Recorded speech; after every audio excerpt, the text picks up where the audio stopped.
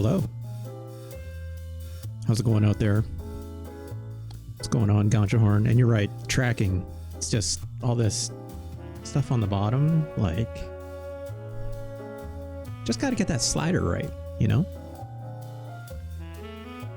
My Hero Zero, there is no justice for Super Godzilla. We both know this. My mic is only one channel now? As in, like, I'm only coming in on, like, one side of the speakers or something like that?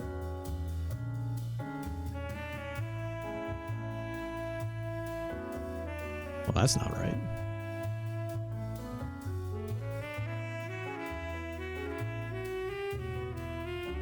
How about now? Is this better?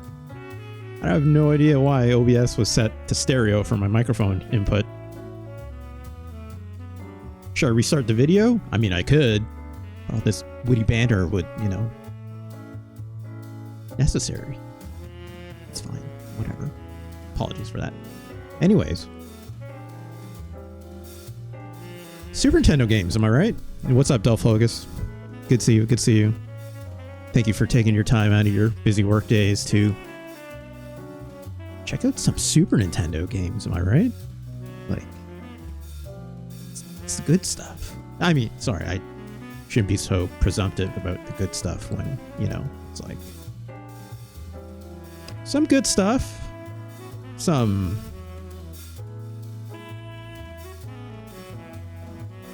woof. Woof. That's all I can say. But I think it's like, you know, now that we have a solid 10, it's like, you can very clearly see a tiers appearing. You know what I mean? Like, you got, like I said, demarcations. You got landmarks. You know? This is episode 3 of Let's Rank almost every Super Nintendo game, and, like... who knows? We'll see how quick we get moving, but like I fully expect this list to be quite more expanded today. Yeah, 30%. It's only like 7,000 games in this library or something like that. No, that's not that many. I think it's like last time someone checked, it was like 700 North American releases, and then maybe like give or take another 1,000 plus of like Japanese if it was to include that. But obviously there's a lot of overrun. And I definitely do not plan on playing like every pachinko game every release for the Super Nintendo or something like that, or gambling game. I have better video games on this list than that. Subjectively. No, objectively, with science. That's what we're here to do, right? Let's take a look. So last time we did this, I had a game picked out, and I definitely want to get it on this list.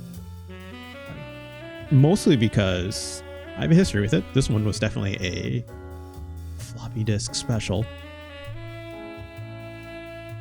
Do that with consent. No, it's... Look. Don't say that to people out of context. But I had this game on floppy disk, and this definitely was a bit of a mind bender for me at a young age. You know, like I would have been at probably something around 10, 11 years old when I played this for the first time. And I was not yet exposed to things like anime. Internet is obviously not a thing yet. At most, like, you know, the most Japanese thing I would have experienced at this time would have been maybe like sushi at most. You know what I mean? Living in Canada. So let's get started, huh? Let me just open this up. Go to the gameplay.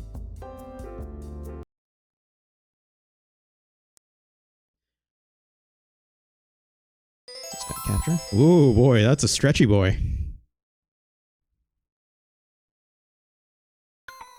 What is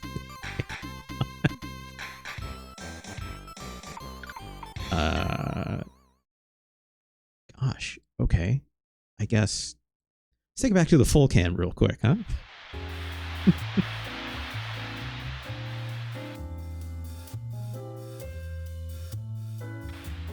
That made no sense why it would do that.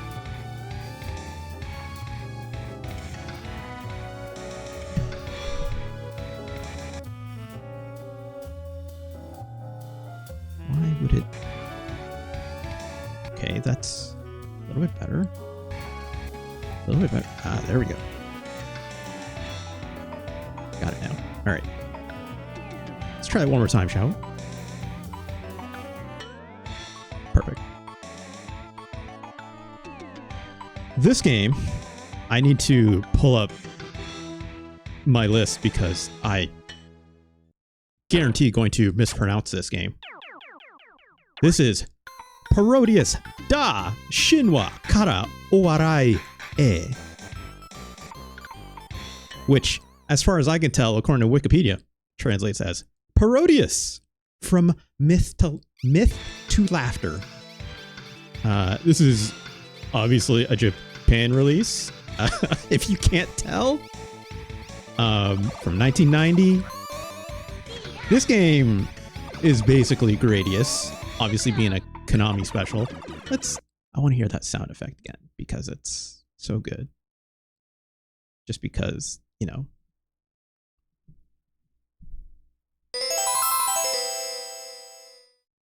Yeah, that's the good stuff. More games need jingles like this. Parodius, a very long-standing Konami series. I know this has had all kinds of spin-offs. It's got all kinds of like various releases throughout the years. I want to say, I actually had no idea this is actually technically Parodius 2, technically speaking, because there's one for it in the long Parodius series. There was a 1988 MSX original called Parodius the Octopus Saves the Earth. Okay. Sure. Why not?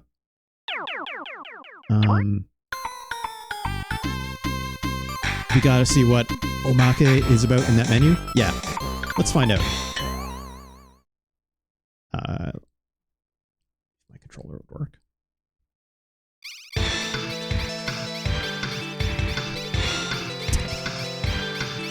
What is happening? Let's restart this one more time, shall we?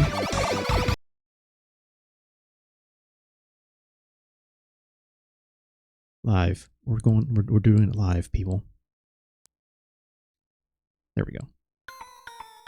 Let's take a look at options first, though.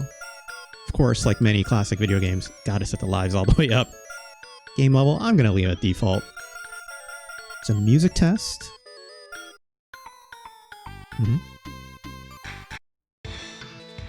Perfect. Mario Zero says, Konami, they make games? Yeah, remember when Konami used to make video games? Like, not just pachinko? Although this would have been a great pachinko machine. If I'm not gonna lie. Like, the aesthetics. I'm very into them. Was very into them for a very long time. You have 4 different ships you could pick from, which is kind of neat. And obviously they establish what your loadout is and whatnot. I always loved Kryzen Suikoden. That's fair. I chose the octopus. The key being the ripple shot is very key in all Gradius types games. Omake Stage Start. I have no idea what the difference is in this version. It's been too long. You see, yeah. Just move around, get the row of enemies, get your power, right? Standard stuff. Let's do that. You know, I always am invariably surprised anytime someone gets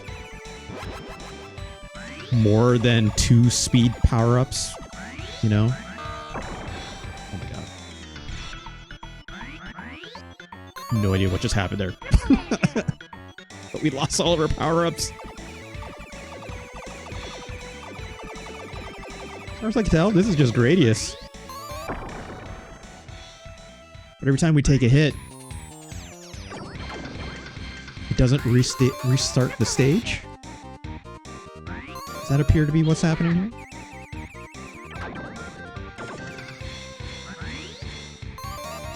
As you can see, not your typical Gradius. You still got these fun Easter Island heads, of course. Oh gosh.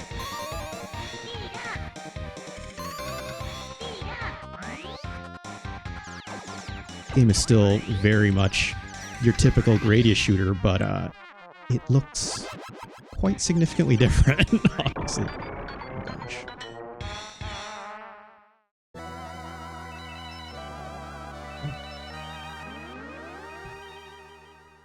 I guess that's Omake mode?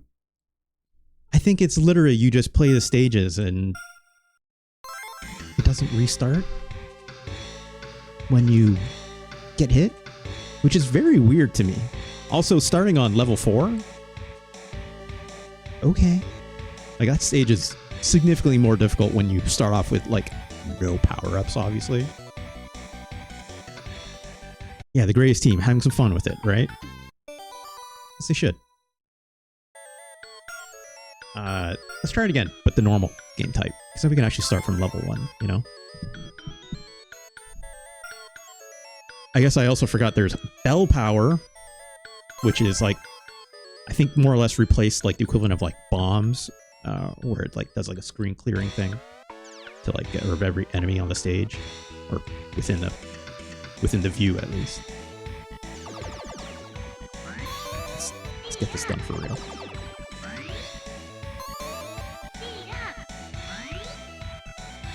I always find, you know, if you don't get the speed ups right at the gate, you're asking for trouble in this game, right?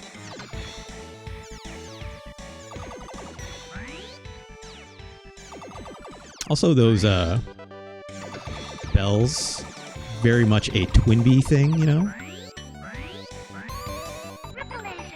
Where it's like, if you shoot it more, like it'll change colors, and that gave me the bomb, you can see there in the lower right corner.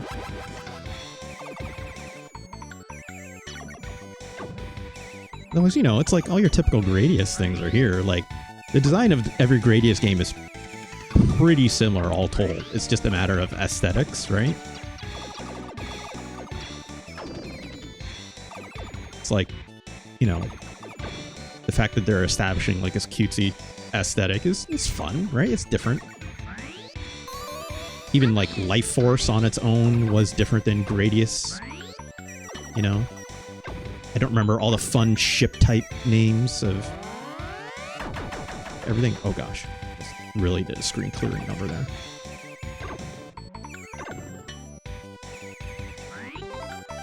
Oh god, and it does this roulette, which is terrifying because if you see there, there's that like exclamation mark and question mark power up, which basically all it does is get rid of every power up that you have. So it's like, you want to actually avoid it as much as possible. Why is it? I just realized there's like 0 sprites happening on screen for some reason. I don't know if maybe that's maybe like a display option thing that has gone wrong. Let's take a quick look here.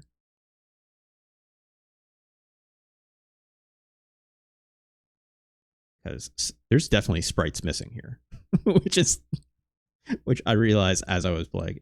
All the technical stuff going great right now.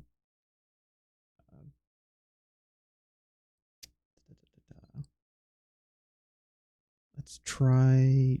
Gosh, does it help if I turn this on? No, unfortunately, no.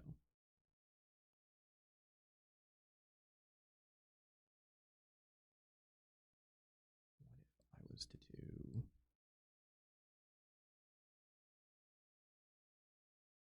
You know what? That's fine. Let's see if that works, actually. There we go. I had no idea why there was like a transparency setting that was off that was making this not show up. There's more graphics actually here. That's just a cat. Maybe a shocking thing to see. It's just a cat pirate, you know? Why? I don't know. But I saw it as a kid and I'm like, sure, that looks fun.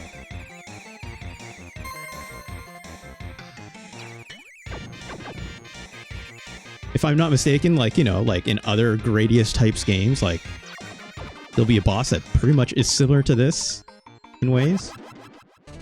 Like if you do a side-by-side comparison with like Gradius bosses and whatnot, like you will see a lot of repeat offenders. Look at this guy! Look at this pirate penguin!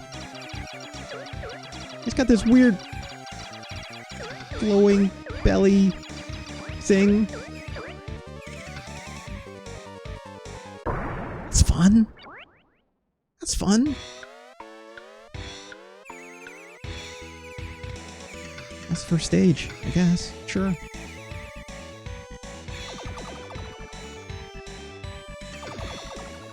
Let's see how far we can get with this. Let's try and get that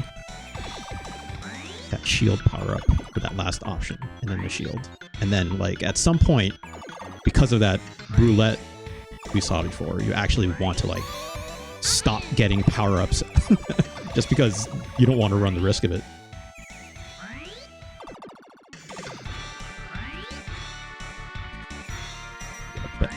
Bomb out of that, perfect.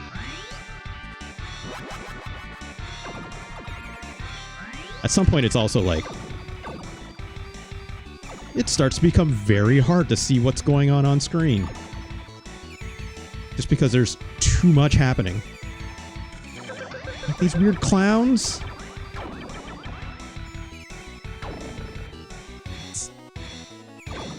Looks incredible, in my opinion. Oh no! I didn't even see that happen. Oh gosh. Alright. Let's try it again. Now, this game just became like 800 times harder, right? It's like...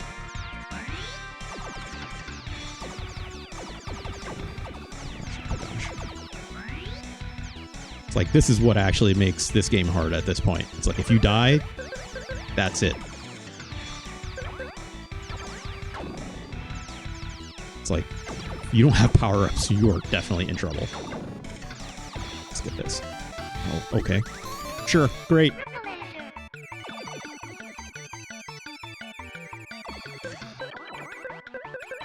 Oh my god, please go down.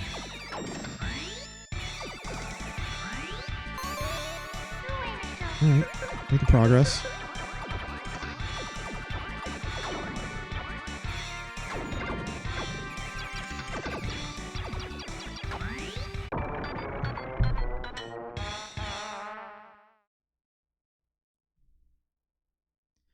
My Hero Zero says the penalty for failure is way too steep in these types of games. You're absolutely correct. Like, I can't even.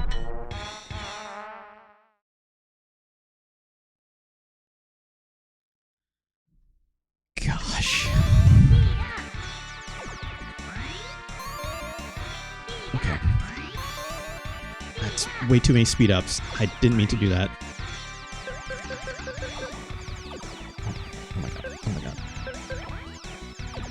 I love the fact that some of these stages kind of like mirror each other when you go up and down. It's a lot of fun. Oh, this is bad. This is bad.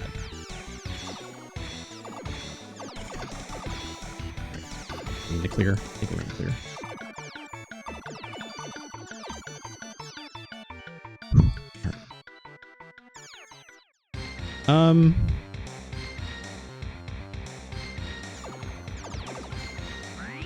Actually, no. I'll just let people see this.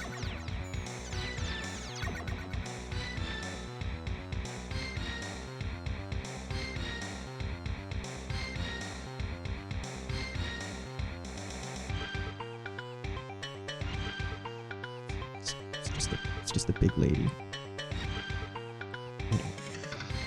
You have to go between her legs and not get hit by Penguin. Let's try again.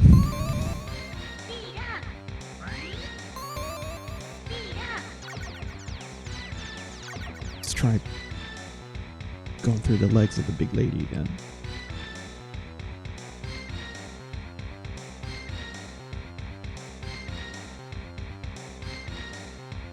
It's not exactly the most forgiving either.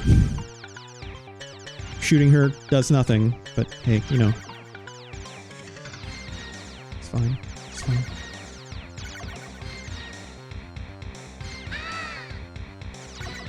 She makes that sound. Because why not? Okay. Great. Great.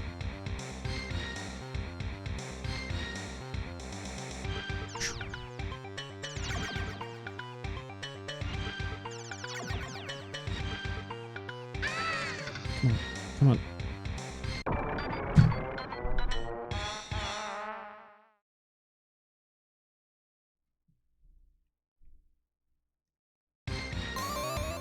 You're right, my ears are. Modern dating is hard.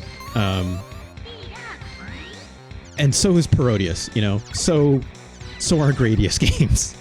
Very rarely have I ever gotten past maybe the 3rd or 4th level. Thankfully, you know, like a lot of lives, but also no slouch in terms of challenge, right? This lady used to terrify me as a child, which, you know, like just this whole part for whatever reason. I don't know. Is it supposed to be this hard? Maybe, maybe not. But hey, what's up, Fixer Hard Eye? And yeah, it's Parodius.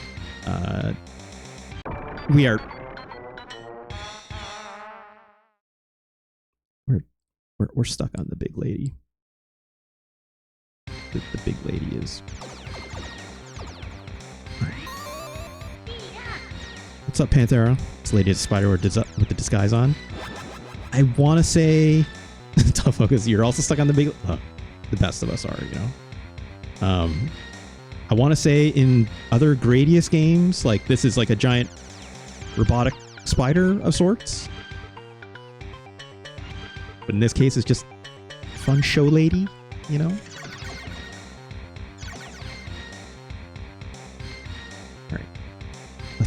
Let's make it this time. I just need to do this 4 times and everything will be fine. Great. Okay, there's 2. Not get stuck on these penguins either.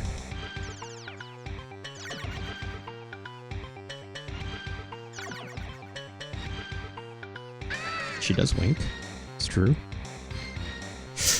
We did it. We did it, folks. We are past the big lady. It's definitely a robotic climbing thing. Yeah.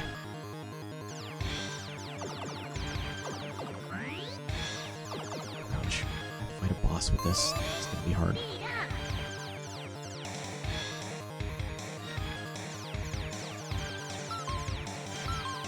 You know? America. It's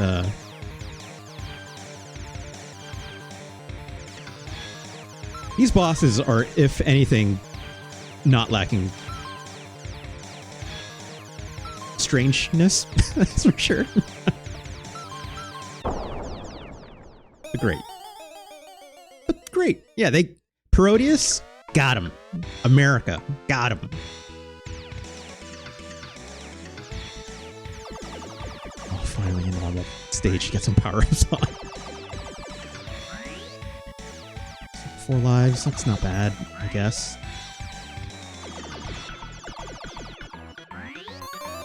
There we go. That'll help a lot.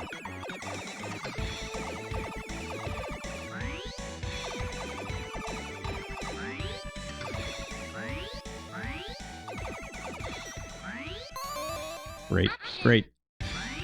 We're back in business. Song might be familiar, you know? Open source music, right? Or not open source, but what am I saying? Like royalty free, classical, sure. Little goblets shooting doilies. Sure, why not? Love it. Oh no. Oh no.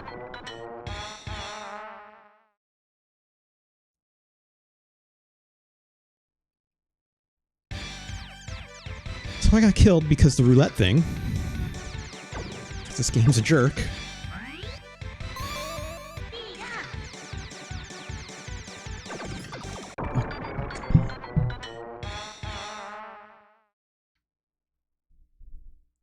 So in the European version, FixRDie says, they changed E clothes to be green and got rid of the American imagery. That's interesting. As if Europe would care about that. But that's fun.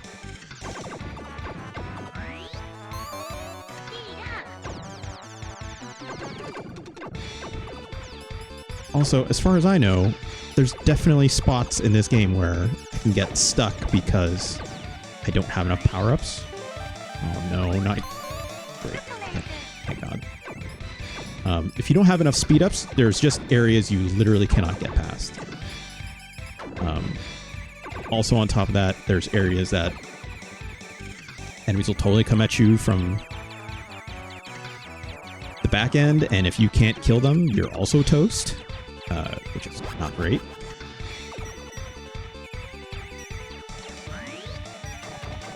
Oh gosh. Oh gosh.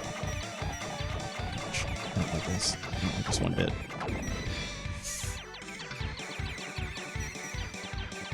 I would not mind something to screen clear this. Okay, okay, okay, okay.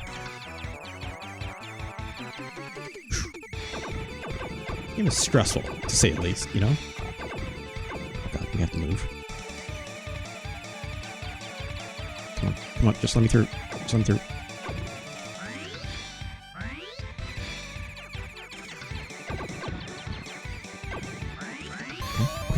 Okay, moving, we're moving.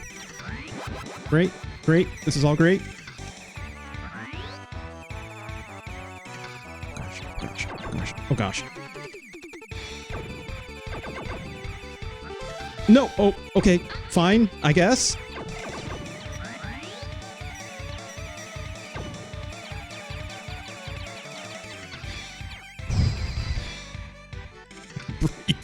Sorry. Stressful. This game is stressful. Sure, some fun lips, I guess. That's suggestive. They shoot teeth at you?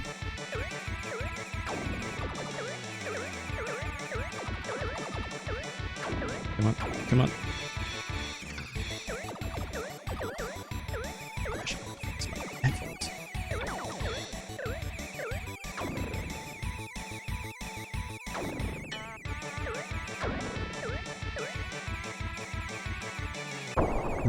Liv says the key change in the music is everything. Look, everyone knows I feel a great way about key changes, and you're not wrong.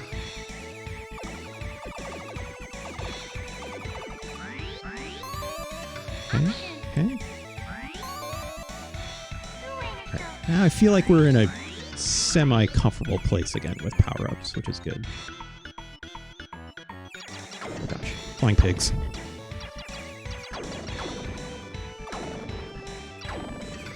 Because that's normal.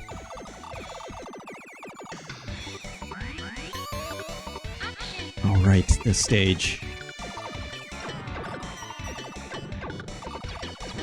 Like a fun bathhouse, kind of. If I'm understanding later on. Because Japan, right? They're making choices. Oh.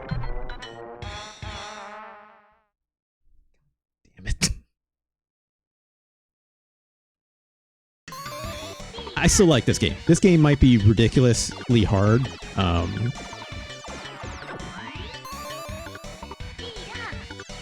feel like, you know, you come to this game for its settings, right? Like,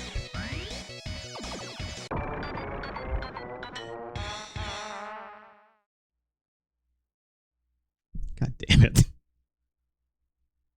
If it weren't for the Parodius aesthetics, like my care for this game would be a lot lower, for sure. Oh my god. Last Life. We'll probably call it after this as well.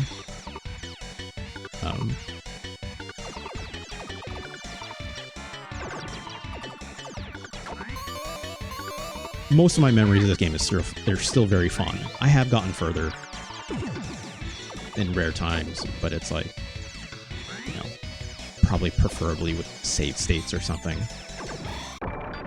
That sumo just whipped its underwear at me and killed me.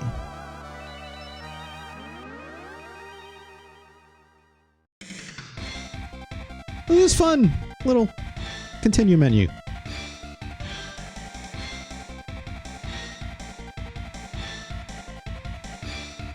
Well.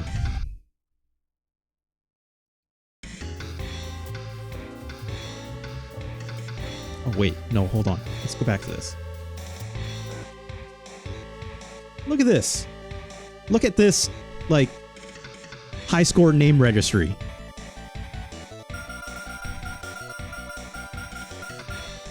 Yep. Mm-hmm. Woman.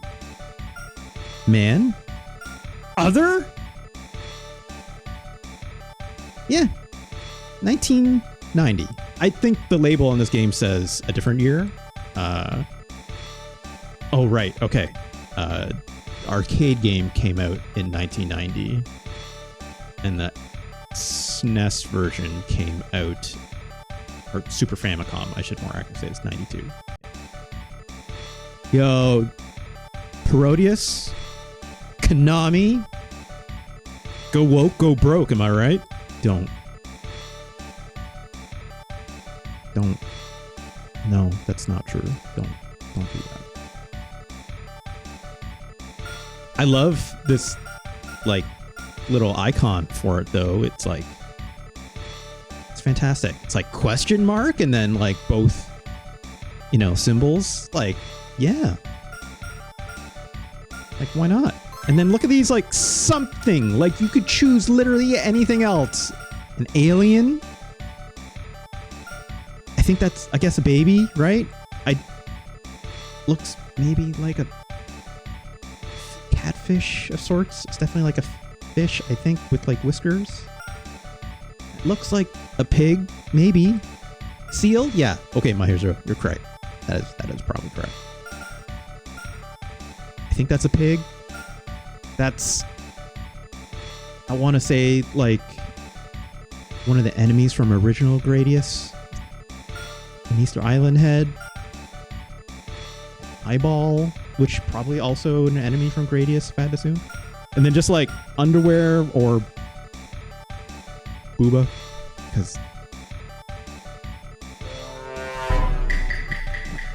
I don't know. Sure, why not? Right? It's great. It's great. What's not to love, right? I totally forgot about this. I did not remember that this was part of it. Mostly because it's like, I die and then I just get frustrated. I put this game down. I would not care about this leaderboard of sorts. That's fun. That's great. That's great. Come on, Konami. Get Konami. Oh, that's a bot. Let's fix that really quick. Get rid of that. Yeah. Konami, get your shit back together and please start making video games again. Because it's like, you know, I'm not saying Parodius specifically deserves better, because obviously this is an amalgamation of a lot of stuff, but it's like, they should do better with their franchises, for sure.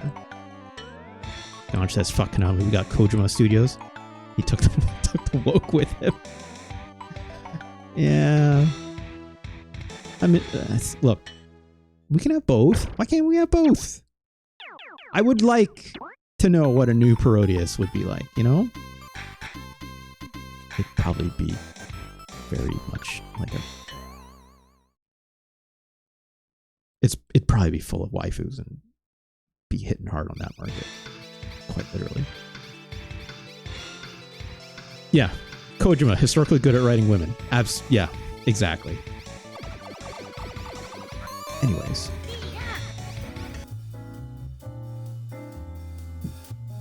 Where does this game end up on our list? You know? I'm not gonna lie. That leaderboard at the end thing took me by surprise. May have raised its value very slightly.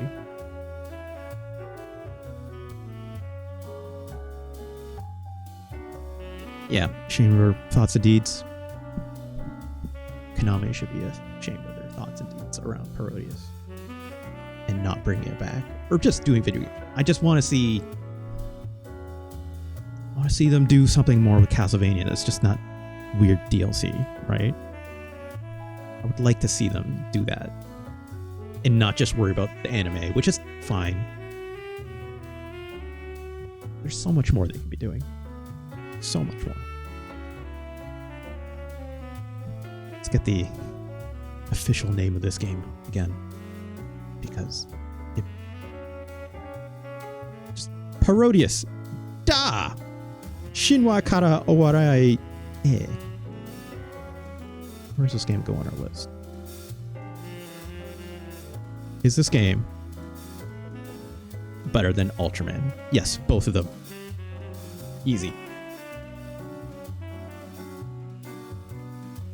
Is Parodius better than Super Bowling?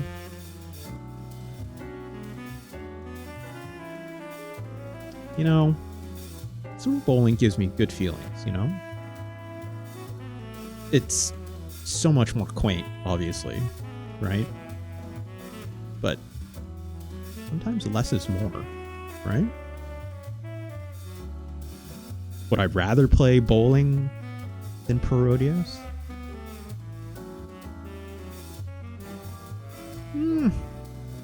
You know, maybe.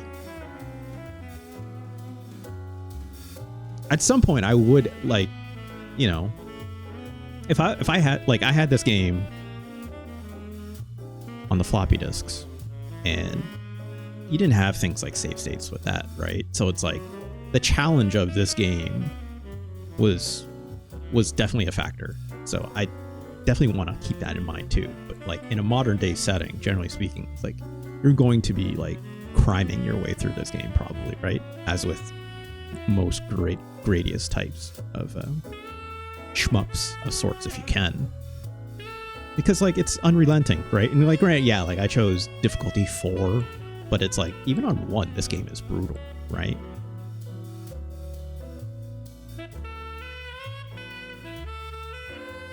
Super Bowling has a very specific place in my heart, you know? But if I was to look at objectively without it just being a de-stressing game, I would probably rather play Parodius. Is it better than Super Ultra Baseball, though?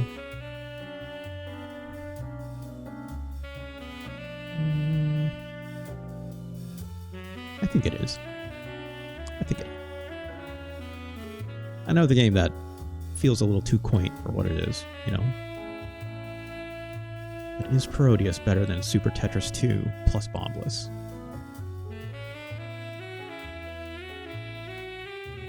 I don't think it is, you know? Wait, no, hold on.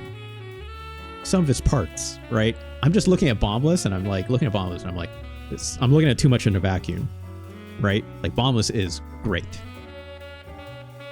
The music in this game, however, atrocious. Absolutely atrocious. Would I rather play Bombless? Yes. It's not that bad.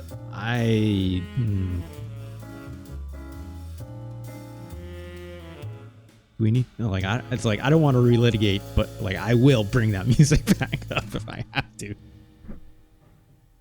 Let's put it this way: I feel more scarred by the music in Bombless to the point where like I had to turn it off. You know, like I was starting to feel bad for people in the stream to hear it, and I had to turn it off. Which, thank God, you know, in the middle of a game you can pause it and do that, right? In Parodius, all that music is great. Like all those weird little like remixes, I guess you could say, on like classical music. It's a lot of fun, right? And it like is joyous with like the overall aesthetic of the game still, so it matches, right? So it does make sense.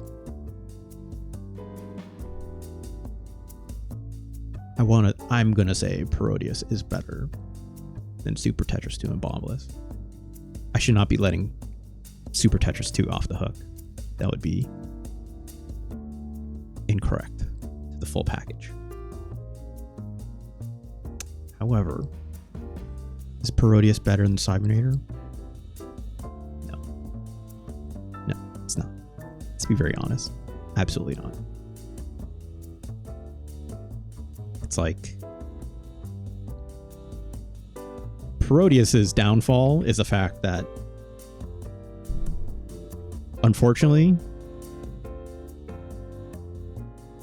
it's a Gradius game still, and it's got to work within those limits, right? But on the flip side, like, which one I'd rather play? I'd still rather play Cybernator, probably by a pretty wide margin, if I'm being honest. Del Focus asked, how much existential dread did I feel playing Parodius? You know, thankfully, not a whole lot. And you know, like, there will be penance to pay there, but we'll get to that a little bit later. Just not right now. The next game on our list. Let me double check what it is. Oh gosh. Oh gosh. I feel pretty good about Parodius, right? Pretty solid game in my opinion. This next game, a fun request by Fix Your Heart or Die. Fun.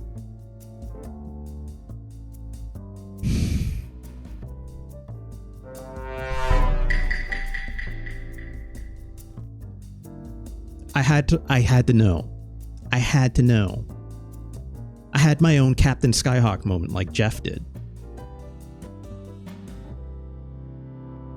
And it's like, is this game just as bad as I recall? Or is it exactly like what I remember in my memory? Let's take a look here. WeaponLord for the SNES. Yeah, thanks, Liv. Thanks. By Visual Concepts, the 2K people. Man has battled. The Demon Lord reigns supreme. I'm not reading all this, but look at this swole ass motherfucker. It's like right out of a Rob Liefeld. Liefeld? We'll say Liefeld comic. Lord. That shield is freaking out. Nevada.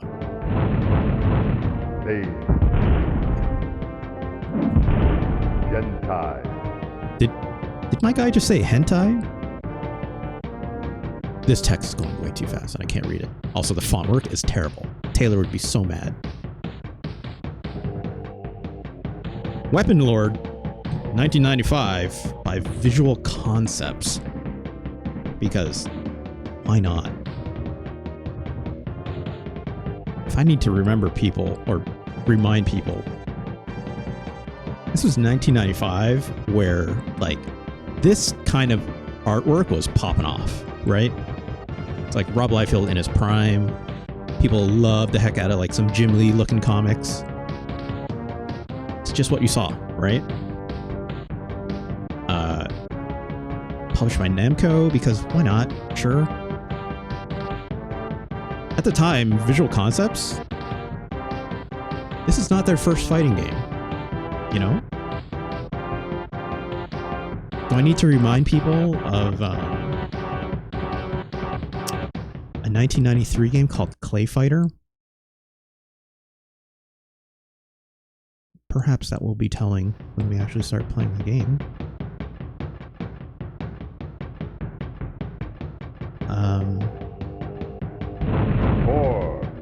Yeah. Oh god, Clay Fighter Turbo Edition was 94 as well. Ugh. Lord. As was Lester the Unlikely. Classic. Hey. No live. Relax. Okay. Gentai. You got your one in this week. You'll have to get in line. There are other video games to be played. Other fighting games, perhaps. Let's get started. I've played this game maybe exactly once, and to recall my experience of it, it was not good. So, but that was a long time ago, right? So who knows?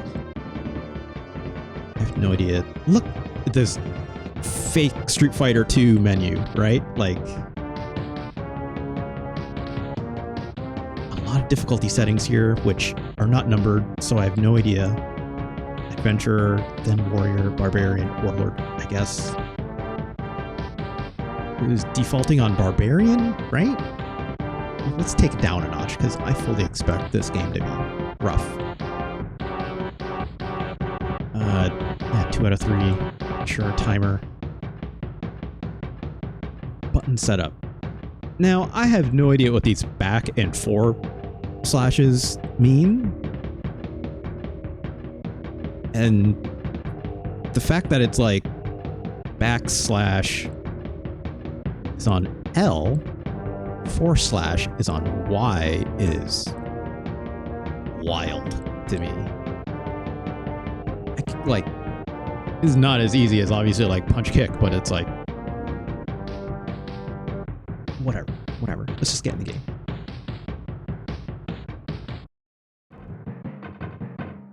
Okay. I'm not reading this. This font is hideous. Hideous! This music is of the era, I guess.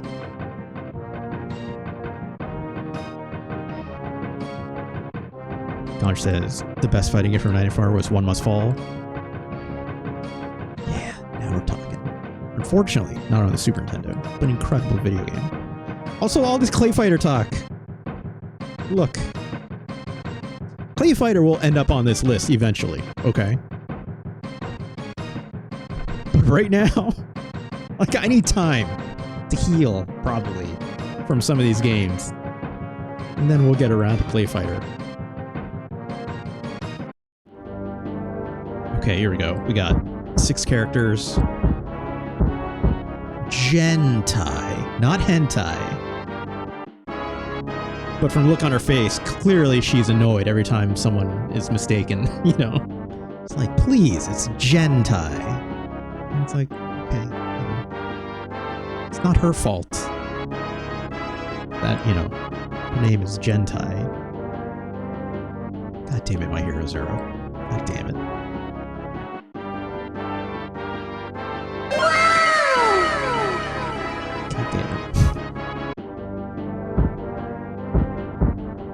I guess let's pick the first guy.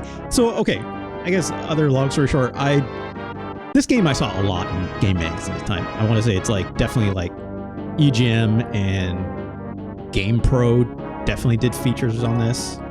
I can't remember if it was in Nintendo Power or not, but like I assumed this core fella here who's it's got like a lot of something going on here, you know? A little too much of something going on here. He was like the Ryu, from what I understand, of the marketing, so I guess we'll pick them. Talazia, she seems alright.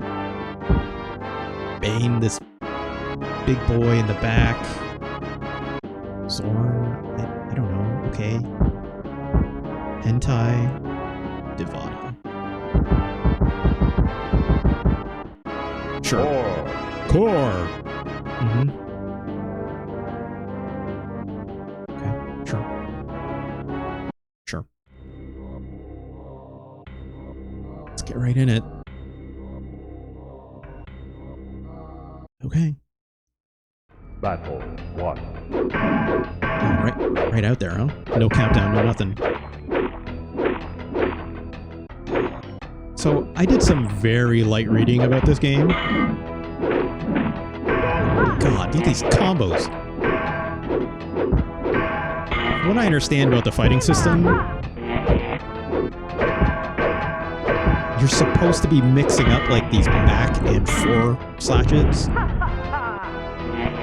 So it's like you're supposed to go like forward, back, almost like in a combo. Which is neat, I guess, but it's like being a 2D fighter, it doesn't really come off. So it's like, Jesus Christ. Okay, relax, lady.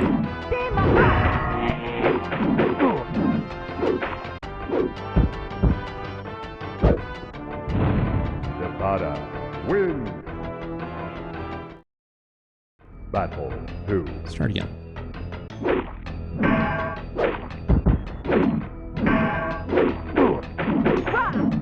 Holy.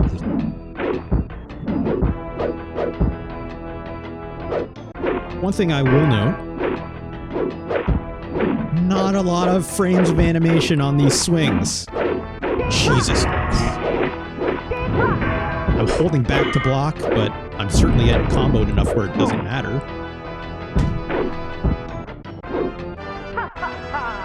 Nevada wins. This feels terrible. There is... Okay, let's try again. There's so little animation on like the attack strikes that I rarely ever know. Oh my God. I rarely ever know if I'm actually doing like a strike or not, unless I'm picking like the fastest ones, which is one frame of animation basically.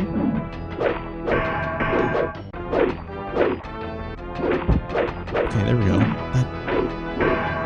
Let's try to do some special moves, I guess. Is that thing? Was that something? I'm trying some like Hadoukens here. Oh my.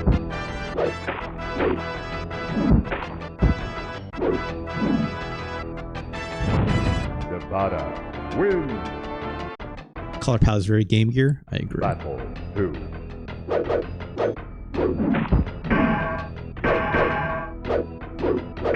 Maybe this character is a charge character. No, that's not.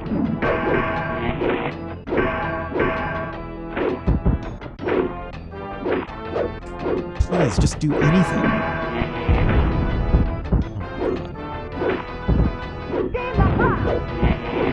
There are obviously special moves. This Divada lady is creaming me with something, but it's like...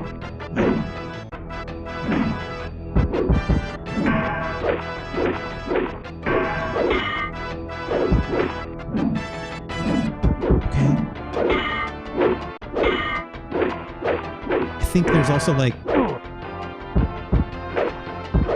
maybe a parry system of sorts that I seem to be rebounding off of. Nevada wins.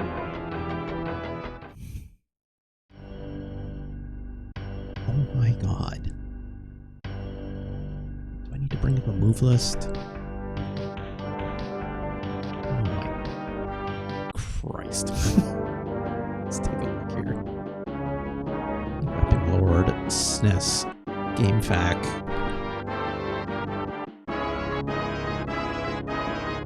Four guides in here. Okay, sure. Do they actually get the MK announcer somehow? Probably not. Nevada oh, thanks, my ears are... Yeah, sure. The house always wins on that one. This feels like it should be for a Genesis, for sure. Liv, when you're saying it's like, this looks like it's some shitty Genesis port. Like, if I think about like the moves, how it's like 3 of these foreground hits, 3 of these backgrounds, like that's built for a 6-pad controller, or a 6-button controller, right? That's built for a Genesis pad. Or if you have that style of Genesis pad, obviously.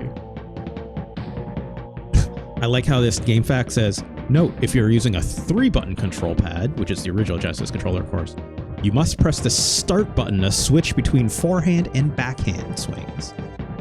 So basically it was like Street Fighter 2 for the Genesis, where you had to do that to swap between punches and kicks, I guess. Oh, brother.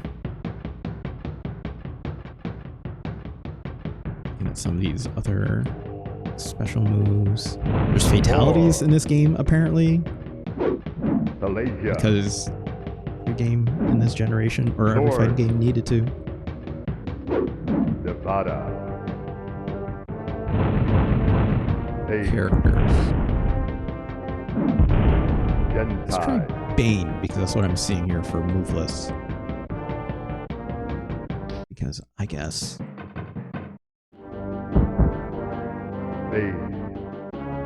Bane. It's very minimal.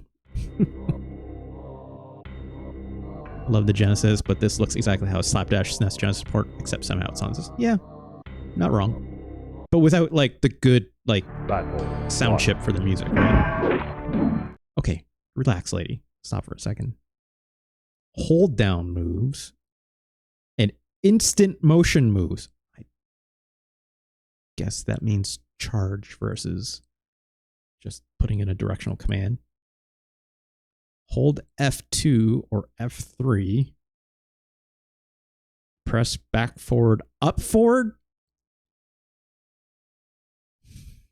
Look, if your fighting game is putting up as a direction to press in the middle of a special move, I'm already going to be questioning this, right?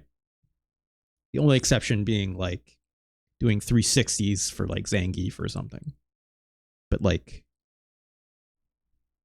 what is this other one? Curse Slam. Hold B2 or B3.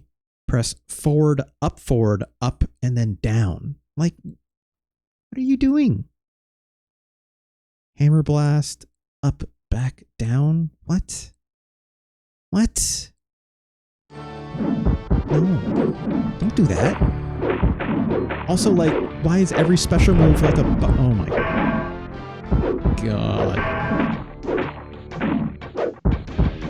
Lady, relax.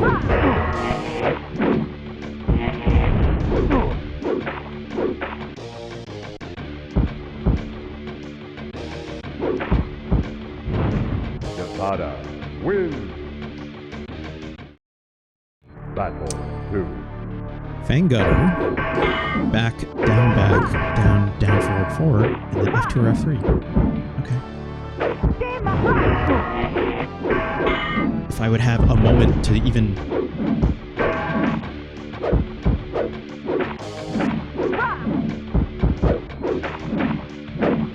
Okay, just...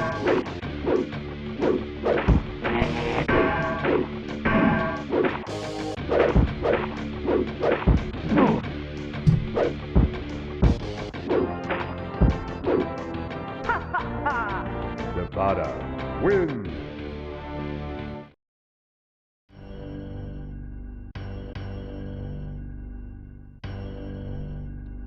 Terror asks, is there a verse mode where you can fake a 2-player and then just fuck around? Yeah. That would be smart. That would be smart. Because, oh my God, I turned the difficulty down too, if you recall.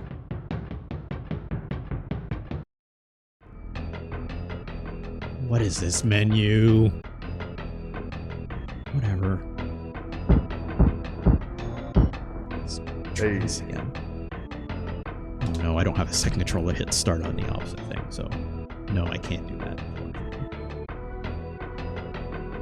Not without.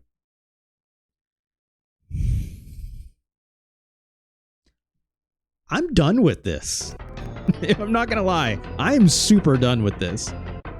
It's not just that the game is very hard, okay? Like, yeah, it's like, it's frustrating. Don't get me wrong. But like, I can't understate how bad this feels, right? Like, let's go back to the full. Like the fact that there's like, it's something to be said about, you know, like the sharpness feeling of like, hey, a fighter that has a low amount of frames to do moves, but it's got to feel like snappy, right? My Hero Zero says Super Godzilla Redeemed. Let's not get ahead of ourselves. But like, when a fighting game is snappy, it's got to feel like impactful. It's got to feel like, it's got to feel like my next button input is doing something for sure, right? If it's going to be that quick. It's like, you know how like, I mean, even I did this in Street Fighter for sure.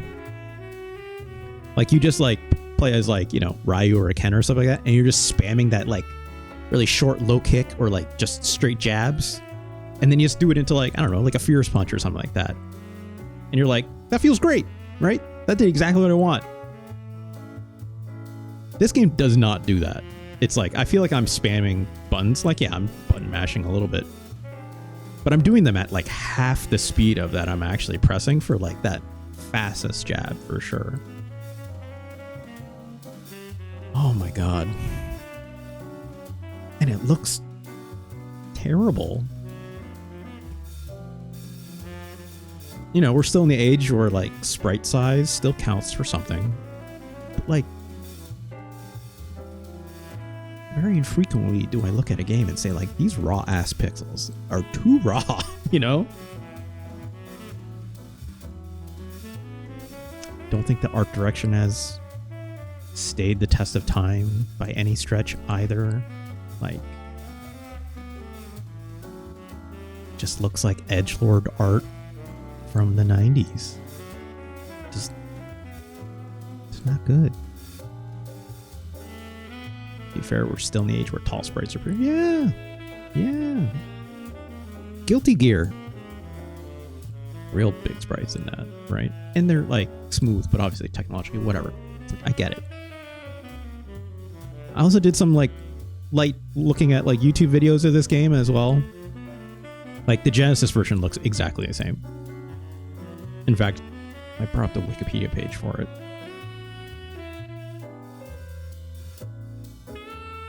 What am I looking at here?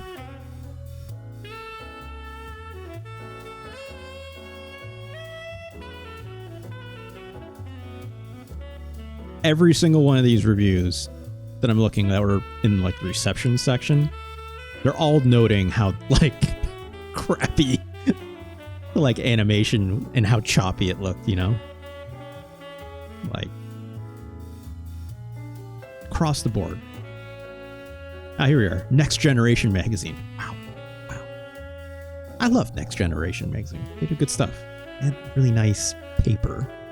That was like that was like their main selling point that made it feel like a premium video game magazine back then, you know? Like the paper stock was just a little thicker, you know? It didn't fall apart at the seams like a Game Pro would. Next Gen had the best covers in the biz. You're absolutely correct. Absolutely correct. I would say like Sushi X definitely wrote for them. I think I recall like Sushi X writing a couple articles in Next Generation. A Next Generation reviewer remarked that the Super NES version looked better than the Genesis version, but suffers from the same choppy animation. The review again emphasized the depth and innovation in the weapons-based combat.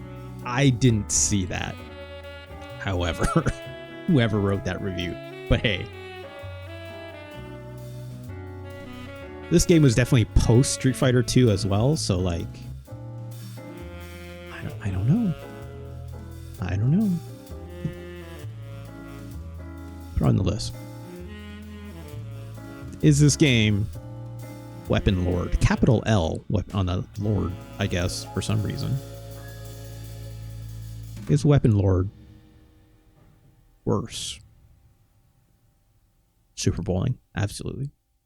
Is this game worse than Ultraman Towards the Future?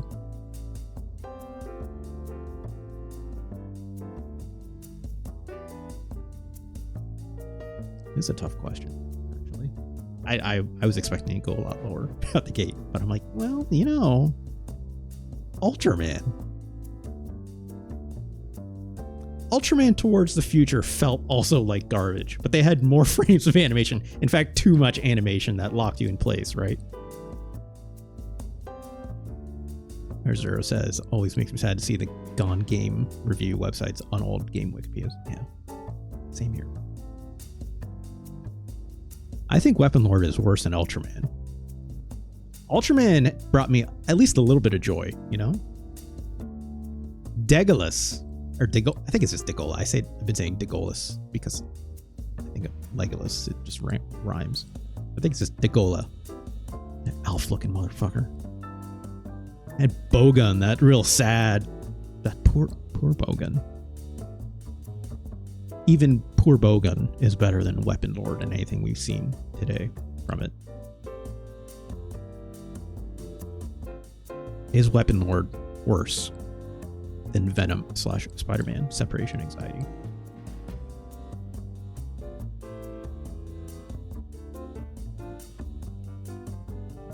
You know, that game also frustrated the hell out of me with its moves. My Hero Zero remembers. Just that Spider-Man kick thing that would mistakenly come out just trying to do like the spin kick. And that wall jump for some reason. We didn't know what was that. Like, what's that all about? I was more confused with this game. No, that's not true. The normals were fine. The normals are fine in Spider-Man. Ineffective though. Like, remember like Spider-Man, you would like have that uppercut in the punch combo and it would just miss because bad hitboxes, I guess. This game, like the normals, as mushy as it feels and somewhat ineffective. I'm being honest. I don't even know if I took a round in that whole entire bit that we played. I might have taken one at most. But like none of that felt pleasing, you know?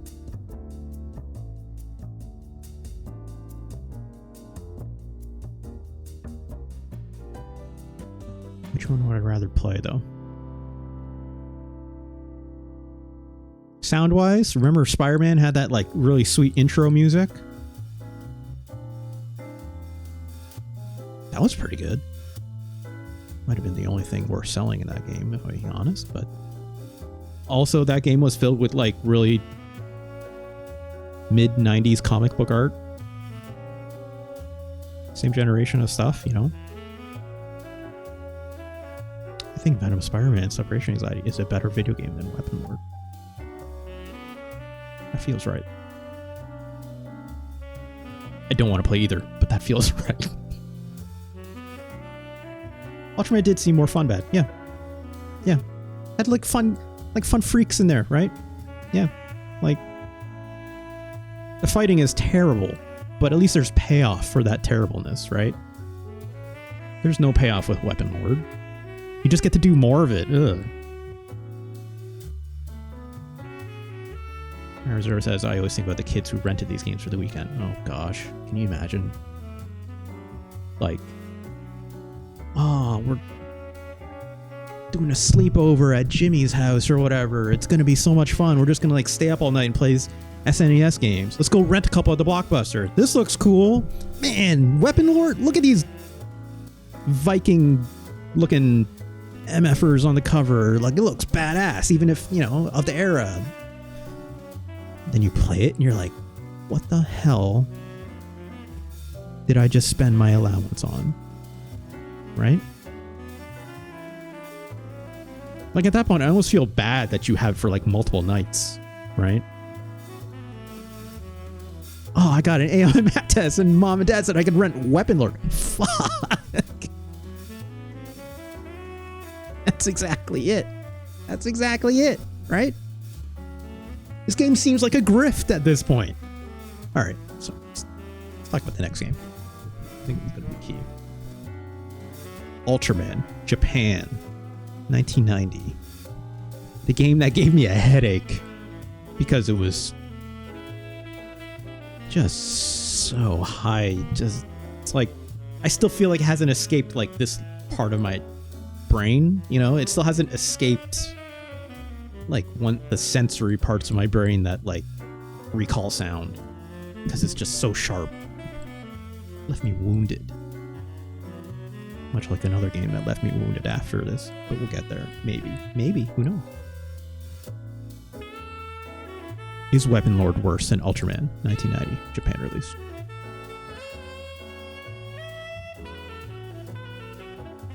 I don't know if it is. I don't know. It's so terrible. I mean, they both feel terrible in their own way. I don't feel physically ill after playing WeaponLord. That's going to be a really big stopping point for a lot of games, probably, if I'm going to be really honest here. Like, WeaponLord doesn't give me a headache. It's baffling. It's a little offensive to look at, to be quite honest, but it's like, it doesn't hurt me. I can just, it doesn't matter enough, you know? Ultraman doesn't matter either. Actually, no, I shouldn't say that. Ultraman, revered franchise, deserves better. WeaponLord doesn't deserve better. It is exactly what it is, right? There's no redeeming WeaponLord for it. There's no reason to go back to redeem WeaponLord. You know, made by the same people that made Clay Fighter, for fuck's sakes. Like, who cares, right? WeaponLord, you're the new number 10. Congratulations for breaking the top 10, I guess. Doesn't even deserve that, I'm being quite honest. Woof. Liv asks, is the Clay Fighter comparison good or bad? I'll let you decide. You're right. No, you're right. I haven't done the science. Who could say? If I'm being honest, like, even all jokes aside, like, I'm glad that this is not an N64 list where I would have to play Clay Fighter 63 in a third, I think it is, in a quarter, in a third, fractional, whatever, who cares? Because that game is offensive. Like,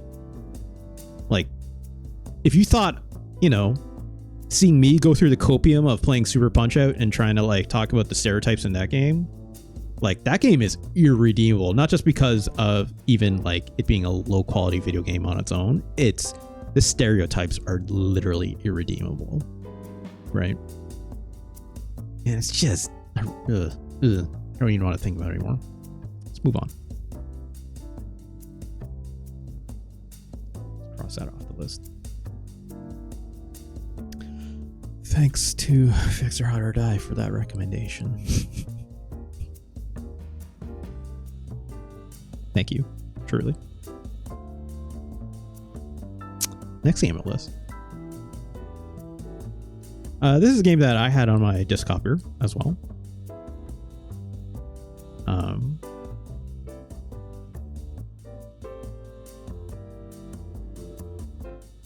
Let's take a look here.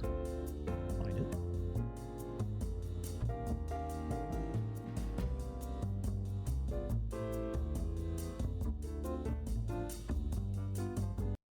This game, produced by Human, 1992.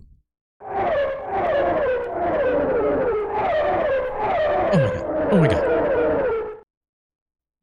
That was pretty fun. Human Grand Prix. License to Fuji Television. Sure, why not? Human Entertainment.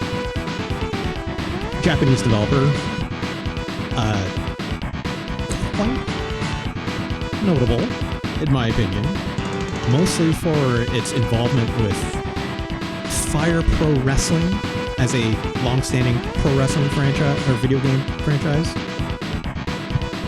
Are we driving people around? There will be humans in these cars. That is for certain, Panther. This music is pretty good. It's like, a little bit of that slap, a little bit of slap in there. It's not happening anymore, but that's fine. When I played this game when I was a child, this would have been like prime F1 years for sure. Like, I don't know if you know how many y'all are like F1 heads today or whatnot, but like this game would have been right in that cycle of when I was like at my prime viewing age of watching F1 when I was a child with my dad, which is always a lot of fun. Let's go down there.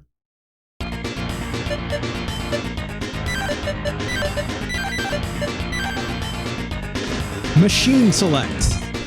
It's a really funny way to put it. Real racers in this game. You know, with the McLaren, Ayrton Senna, Gerhard Berger, Nigel Mansell, and his whack-looking mustache. The most British man I've ever seen in my entire life. I think that's Robert Patrese, Jean Alesi. I don't know Capelli. Michael Schumacher.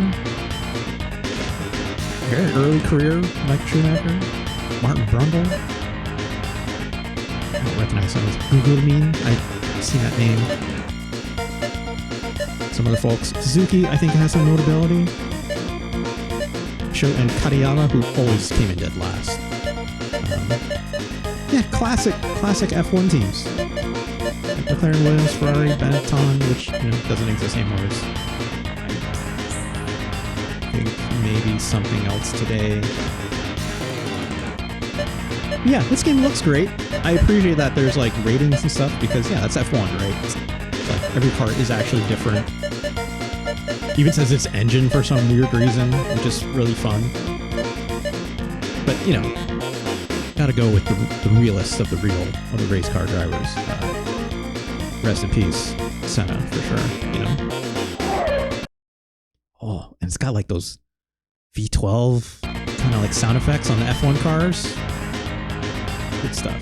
Real tracks, right? Like Grand Prix in South Africa, which it's like a lot of old tracks in there, for sure. Even a large amount of customization. This music.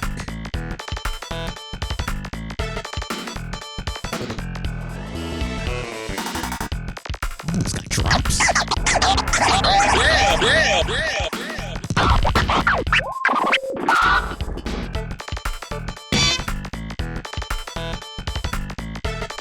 Look at that Camel sponsorship. Yeah. It was a different time, for sure. In fact, like they wouldn't allow this stuff in these games like anymore. That's a wide margin. I always just left this stuff on the automatic defaults. It does change race to race, which is kind of interesting. But like, every suspension. It's Japan. It's Japan. I guess I also forgot to mention, like, this game actually did come out in North America as well. It was called F1 Pole Position. Maybe some of these typos would have been fixed. No idea what these different pit work means, but you do have to, like, pit the car.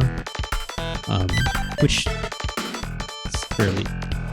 The tachometer, not the tachometer, the tachometer. I would love an analog tachometer, A little creme fraiche on the side, too. Files can sell. It's okay. It's okay, Japan. Don't besmirch games for doing this that have to be localized. Let's just get it right in there. My taco meter is always empty? Yeah. Me too. Unfortunately, me too. This game looks nuts. What if Mario Kart had F1 cars in it? Because we love Mode 7. One thing you'll note is this little arrow that's underneath the car, which is like This was before analog sticks was a thing. So how do you kind of get that into a game where you want to keep, you know, steering wheel momentum going? You put a little arrow underneath the car instead of actually having, like, you know, like digital controls of going left and right. Like, this is really insane for the time, if I'm being quite honest. And it's quite squirrely to move. I want to say if I adjusted, like, the steering setting, it would, like, actually map some sensitivity to this for, like, how quickly you can go left or right. Just kind of neat, right? It's like nothing else did this at the time, right? Not that you would need a reason to do it. In fact, I don't even know why you need to do it in this game. But it's like something you kind of have to, like, instinctually keep tabs on. Because it's like, if you're not looking at it, you're definitely going to lose track of where that little arrow is, and you're just going to keep steering in that direction, right? One thing I would also note is that there is a sense of grip on that arrow that's reflected to, like, if your car is, like, sliding and whatnot. Like, it'll hit extremes, like there, that's like about as far as it goes. But as soon as I let off, it does bounce back in a little bit to, like, where those tires are.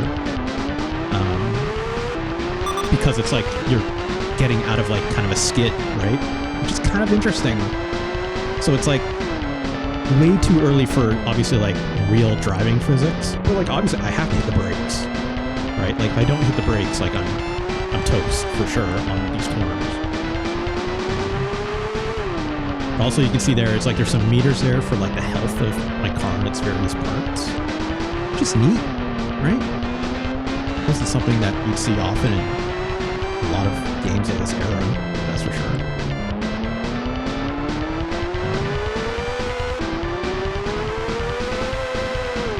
I don't know if I actually have to do 10 full laps of practice or not. But I think I can actually... Can I get out? That's fine. Oh gosh. Your mileage may vary in terms of how you like the look of the actual racing that's happening on screen, you know? Like, of it being split screen first and foremost, it's not full screen, right? Of it doing this mode 7 kind of stuff and being as flat as it is, right? There is elevation though, as you can see, like, very little bit, not that much, but I don't know how reflective that is of the real courses every single time, but it's trying, right? Even Mario Kart, like, all this, like, OG Super Nintendo Mario Kart, which is something, right?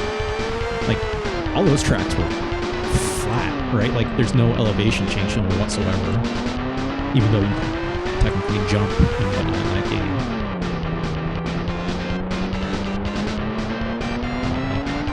Tires and brakes are total station for the pit. So, I can basically start this off. So, there we go.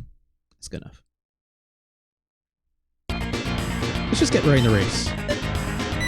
Don't need to qualify. It's fine.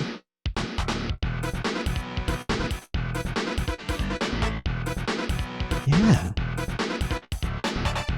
It's racing music, you know?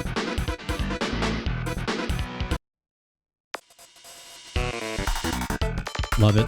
Still great. Not changing anything, but it's fine.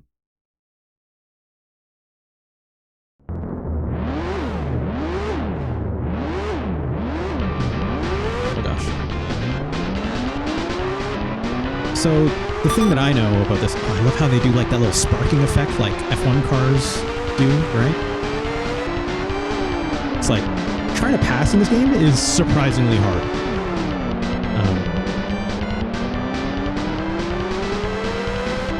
Let's try to sneak in.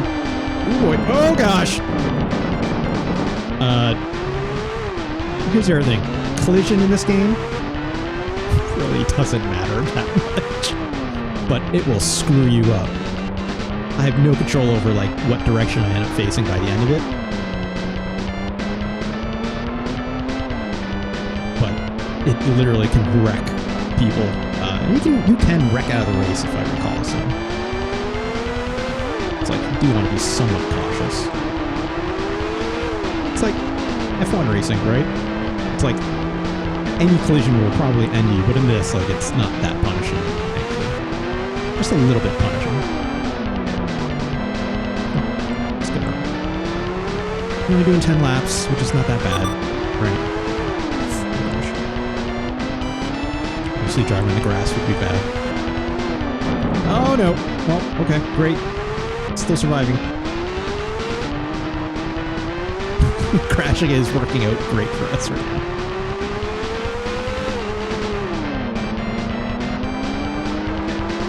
This is our team partner, if I'm not mistaken. I don't even know. I think it's actually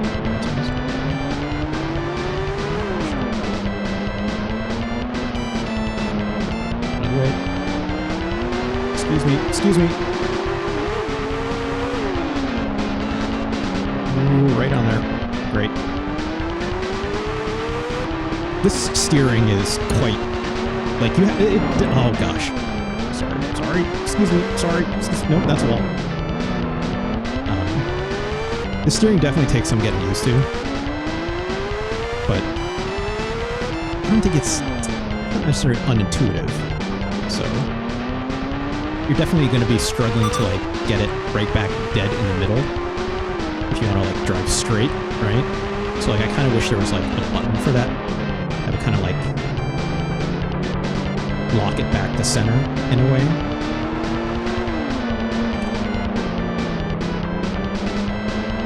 Come on. Ooh, okay, they crash into me there. That's not fair.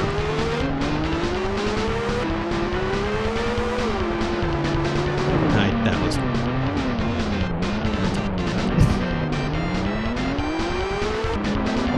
Oh, come on. I don't know what that last health bar is for win. You know, F1 cars do not have windows, famously.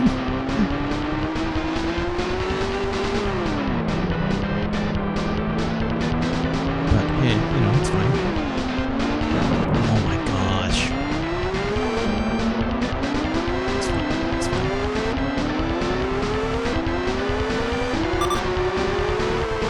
Can't tell if there's physics for, like, you know, following behind someone to get like a speed advantage, or, like, you know, but there is that SLP, as you can see there, which I think might be that. I don't know if that means slip, if my car is slipping necessarily. Because my tires are shot. You know, this is good racing. Like, it feels great. Is it slipstream dodge? Maybe? It could be. I don't always see it engage, obviously. Like, I'm more or less behind someone going pretty speed here, but maybe it's just a little more narrow than I think it is. Shit, I want to put this early. Let's try one more lap. Oh, no. Okay, well, that's fine. That worked out. That's fine. I'm a menace on the track today. There's so many penalties.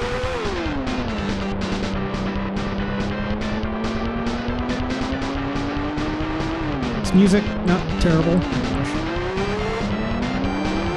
Not complaining about it. 10 laps is, you know, for being quite honest, a lot of laps for, like, most racing games. But not outrageous compared to, like, F1 itself.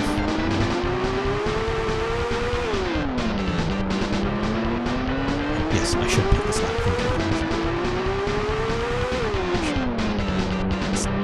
Really got to pull this thing in. So this pit lane coming up should be coming up after the next 2 corners.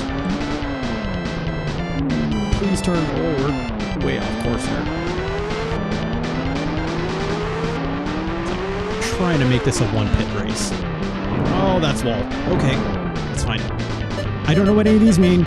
Let's just, it defaulted on C, so let's stick with that. Come on.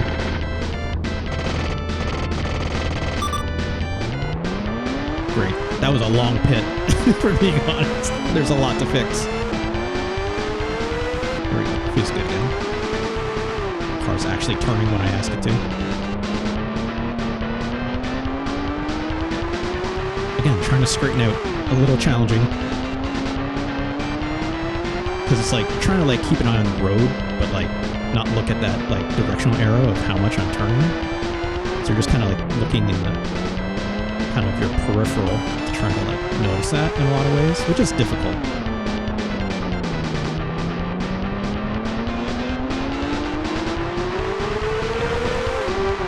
Ooh. A little harsh. That's alright. Sound is good, you know, like these like F1 car sounds. It's fine. If I'm not mistaken, like all the cars actually do sound a little bit different. I remember trying this before with the Benetton car, and it's got like this low rumble to it instead of this kind of like more throatier high pitch. Oh, that's my teammate. That's okay. Closer again. Can't really tell from the lap. The lap markers are definitely on the right there.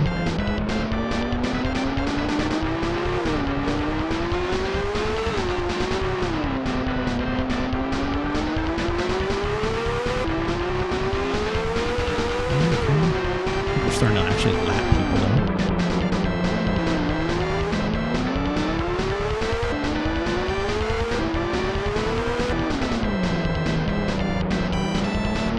This guy is definitely in last place. So.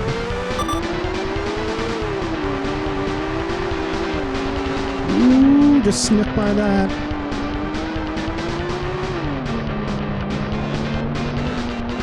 There we go, great.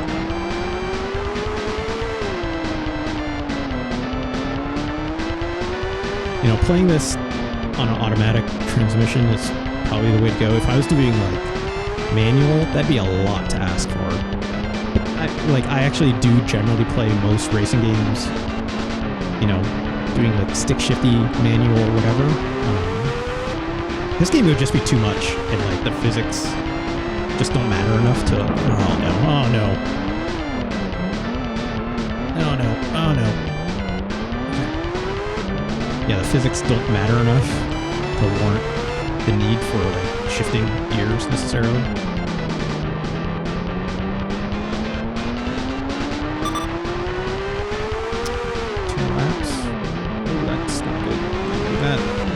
Oh gosh.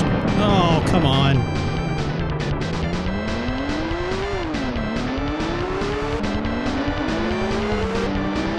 Car's quite squirrely at the moment.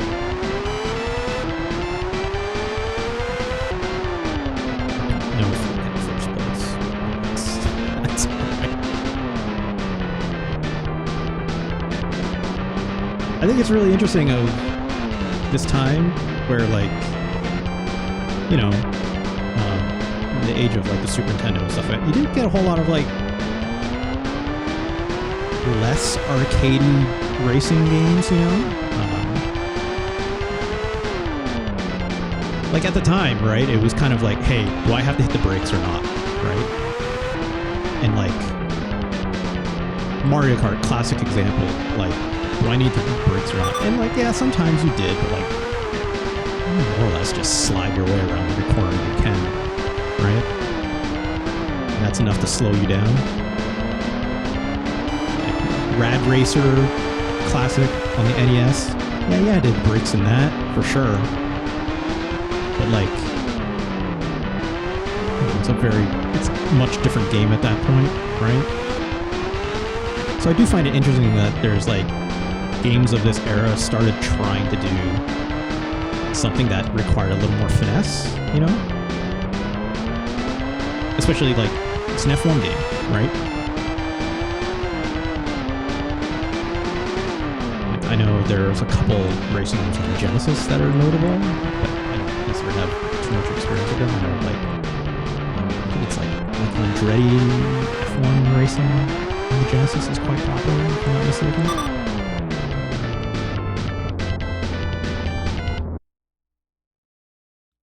Hero Zero says, this game is going to get yelled at by gamers for having a meaning. Yeah, maybe. Look at Nigel Mansell and his mustache. Incredible. Those are actually like the photos of the racers, right? Like that's cool that they did that. I think that's really neat. Maybe 6, but that's okay.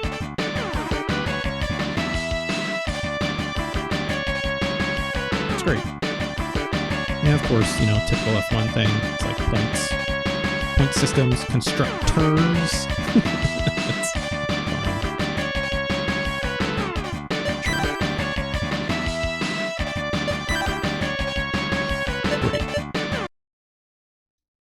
I don't mind these aesthetics. They look fine. They look great. They look like racing games would, you know. One that like seems like moderately serious, right? Like this game is obviously much more serious than like, you know, your Mario Karts and what have you at the time. But I think it pulls off the aesthetic very well. Love the soundtrack. It's good stuff. I'm not gonna do another race. It takes way too long. But let's see how this ranks. Let's see how this ranks. Okay.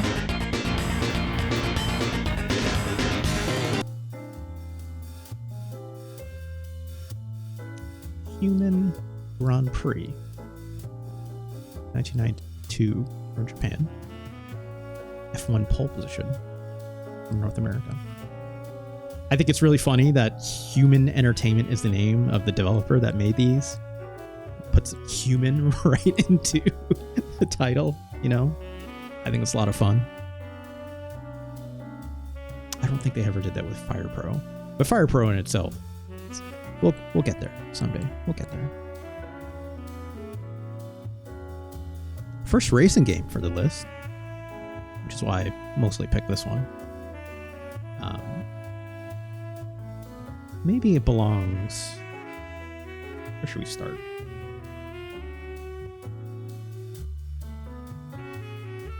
This game does look like a game for racing sickos. Yeah. Yeah. If I was not an F1 racing fan at the time, I probably would not have cared at all for this game. You know what I'm saying? But like, if you didn't have something like a PC or something probably at the time, like, you're not seeing a lot of stuff like this, right? Like, fidelity just wasn't there at the time for games like this. Like, the most advanced game I probably would have like imagined ever, I think at this point in time, wasn't even necessarily like a racing game, right? Like for me, when I think of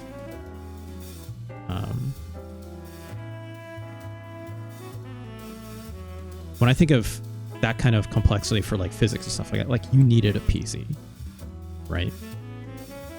For games with actual, you know, simulation, I guess you could say. Like the Falcon series, right? Like Falcon 3.0 or something. What year did that go? 1991. Yeah. Like, are any of those Janes like airplane simulator games and whatnot, where you got a manual that's like this thick coming with it? Like when it comes to like game physics and stuff, or racing game physics and stuff, I probably didn't learn what a lot of that stuff was until maybe like PlayStation 1 era, right? Like when Gran Turismo came out. And I remember very specifically in Gran Turismo, when I bought that, like it came in like a double dual CD case, and one manual was like a racing manual of sorts. It like would explain to you what, you know, what tire compounds meant. It would explain to you what oversteer is. It would explain to you what understeer was. It would tell you what the difference was between a front engine car versus a rear engine car versus a mid engine car, right? And like drivetrain layouts versus like front wheel drive and all wheel drive and rear wheel drive, and how that would affect over or understeer, blah, blah, blah, blah. Like all this nerdy ass technical mumbo jumbo that like, I didn't understand this when I was a kid, right? But then as soon as I got like Gran Turismo, it taught me all that. I'm like, oh, that's how cars work. And that's like actual real stuff in a way, right? That they tried to simulate. So I find this game interesting in a way. Like as a game that was like maybe the first legit racing game to really like attempt to put me through the paces, right? Where does it end up on the list? Let's start an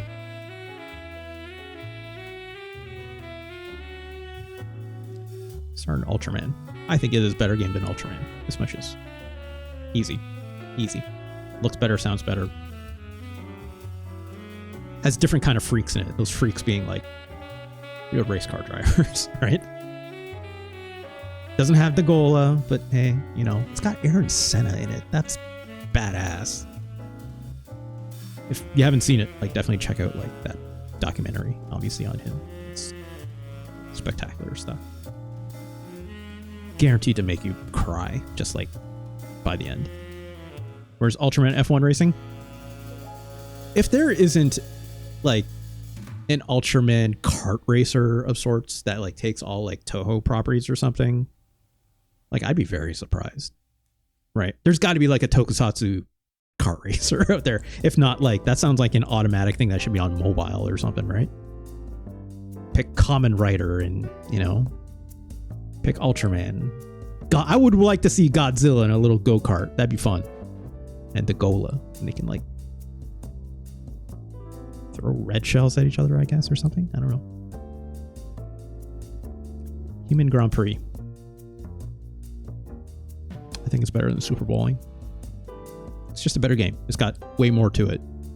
Interesting stuff. Super Bowling, interesting in its own way, but it's, you know, very specifically not complicated to its benefit. Is Human Grand Prix better than Super Ultra Baseball?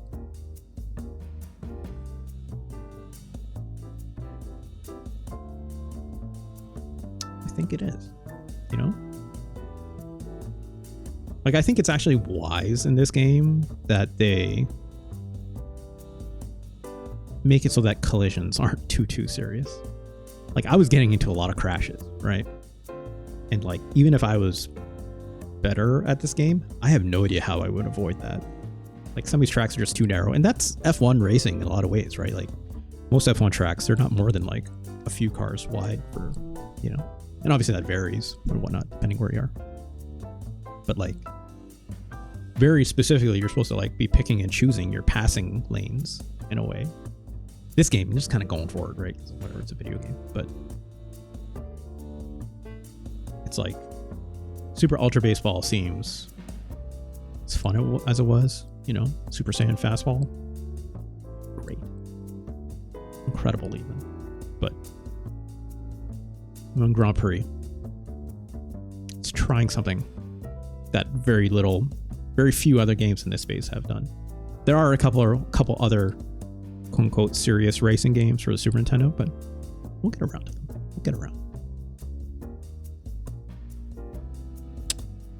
Is Human Grand Prix better than Super Tetris 2 plus Bombless, the sequel to Tetris? One of the sequels to Tetris. This is Super. There is Tetris Flash or Tetris 2, whatever. I would rather play this than Super Tetris 2. I mean, I would definitely play this rather than Super Tetris 2. I would definitely play Human Grand Prix over Bombless, as much as I enjoy those bombs exploding the way that they do. Sound in this game, Human Grand Prix, music's great, especially compared to Super Tetris 2. Oh my god, I've been over this. Is Human Grand Prix better than Parodius? Da! Shinwa, Kara, Owarai, It's tough. Fixer Hard Eye says there's a Power Rangers Zeo game on the SNES that looks a little kart racing. Okay. Can you link me that later? I'm curious about that. I don't, it's funny when I think about that era of Power Rangers. Like, where was I don't know how like the eras of Power Rangers line up to the SNES. Like aside from the original crew that most people remember, you know, with the various Rangers, the normal looking Megazord and whatnot. It's funny, it's like, so no lie, I actually thought about putting a Power Rangers game on the list to be ranked today, but I omitted it because I was getting worried about all the Sentai bullshit that's already on the list. So I want to try to pad this out a little bit more before we get there, you know. Much should be said about those games later. Is this game better than Parodius? I think so. I think so. Like, I don't want to speak too much about my preferences necessarily on that, but it's like, I find this game ultimately much more interesting than Parodius. As much as I love the aesthetic of that game, it's like, that game is doing something obviously very different with its aesthetics, and it is bright and delightful, but it's just Gradius, right? You get frustrated, you lose all your if that game you didn't lose your power-ups as severely as you did, I would feel much better about that game and Gradius in general, but alas. Is Human Grand Prix better than Cybernator?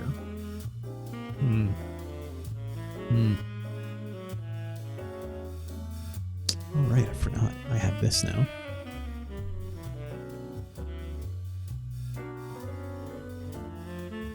It's perfect. Human Grand Prix better than Cybernator. Cybernator had a lot going for it, you know? And it's funny, it's like, so, I mean, we've talked about this in the past with like the Super Nintendo sound chip versus like the Sega Genesis, obviously. And obviously the Sega Genesis, you know, it mostly won that battle, right? If I was to compare apples to oranges, and only apples to oranges, not limes or lemons, including in the conversation necessarily. But it's like, this game sounds crunchy in a really Sega Genesis-like manner that I wouldn't have expected, right? It's not all the way there. There's still bass in the mix, unlike the Sega Genesis sound chip, which someday I will know the actual name of. But it's like, maybe this is just my affinity for Fire Pro Wrestling speaking, but like when I hear the sound effects that are in the mix of this game, like I can hear a lot of the same kinds of instrumentation. Not just like the rock guitars and stuff like that, but like how bassy things feel. And like the sound effects even from like when you're colliding with other cars and stuff like that, right? Like I can hear the human entertainment strangely in that mix, you know? Like almost like the same way you would say like, you know, with Konami, right? Like those Konami drums on the NES are unmistakable, right? And you get to see that, sorry, not see, you get to hear that when you experience other Konami video games of the era, right? I think this game... I almost said it. I think this game is better than Cybernator, but I'm not sure now. Is it? Cybernator looked incredible. This game doesn't look incredible, but as a whole package, I enjoy its aesthetics quite a bit. I could say the same about Cybernator. I hate to say it, but it's like, which game would I want to play again tomorrow or today?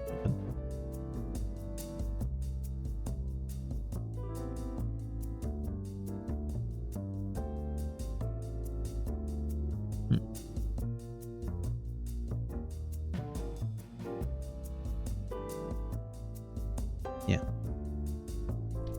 Congratulations, Human Grand Prix. You're great. Early car attempt at simulation racing kind of like stuff. Good. Good. Not incredible, but good.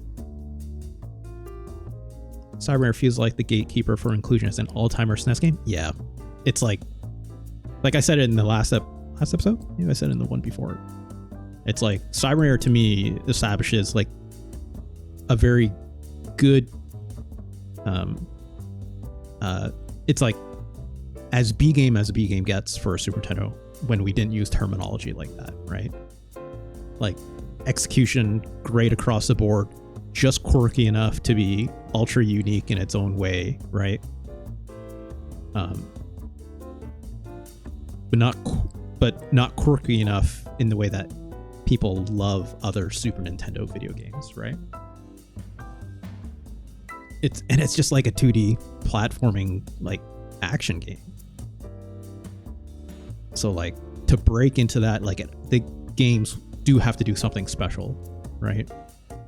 Which Human Grand Prix comes really close. I'm thinking about it more. It's like, does anything else do quite this on the Super Nintendo to break that line? I did not expect this to stump me as much. If you asked me like before I started the stream like where Human Grand Prix would have ended up, I would have put it easily somewhere around like Super Ultra Baseball, right? Or maybe like over Bombless, and then that's it, and cut the list short.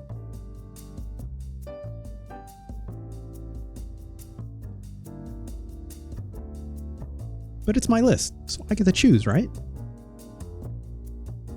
Yeah. How's that feel?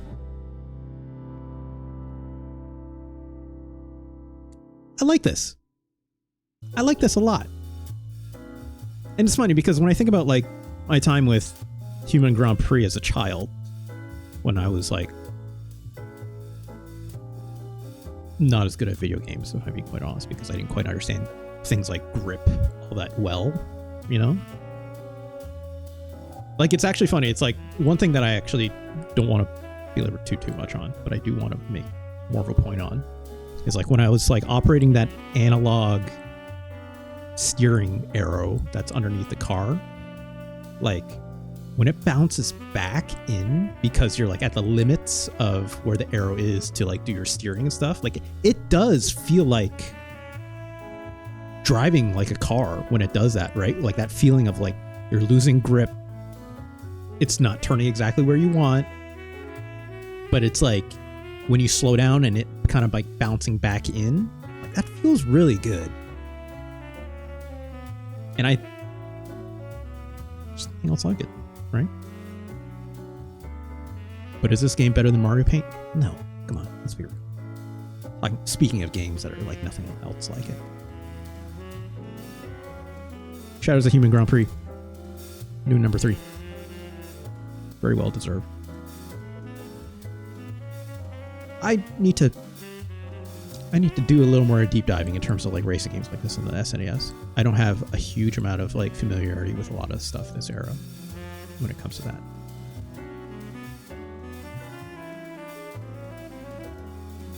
I'm sure Taylor wouldn't be mad that, you know, Mario Paint is still above Human Grand Prix at the very least.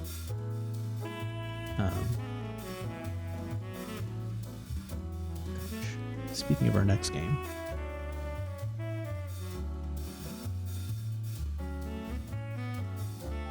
this next game was also requested by Taylor, who did take umbrage by the end, but definitely was a component of seeing me go through it, choosing Mario Paint as number 2, right?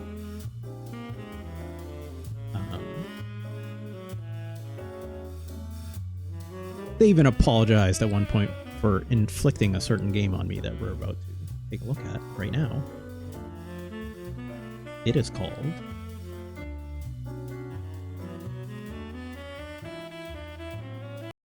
Pac Man 2, The New Adventures.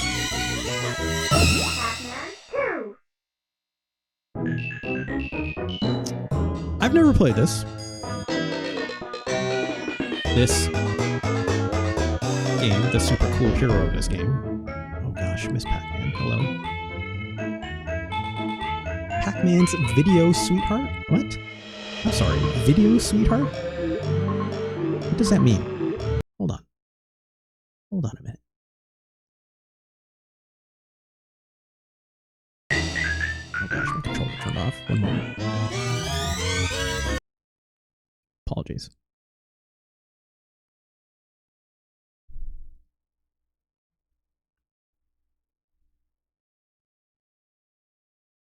Ooh, I have to see this again. I'm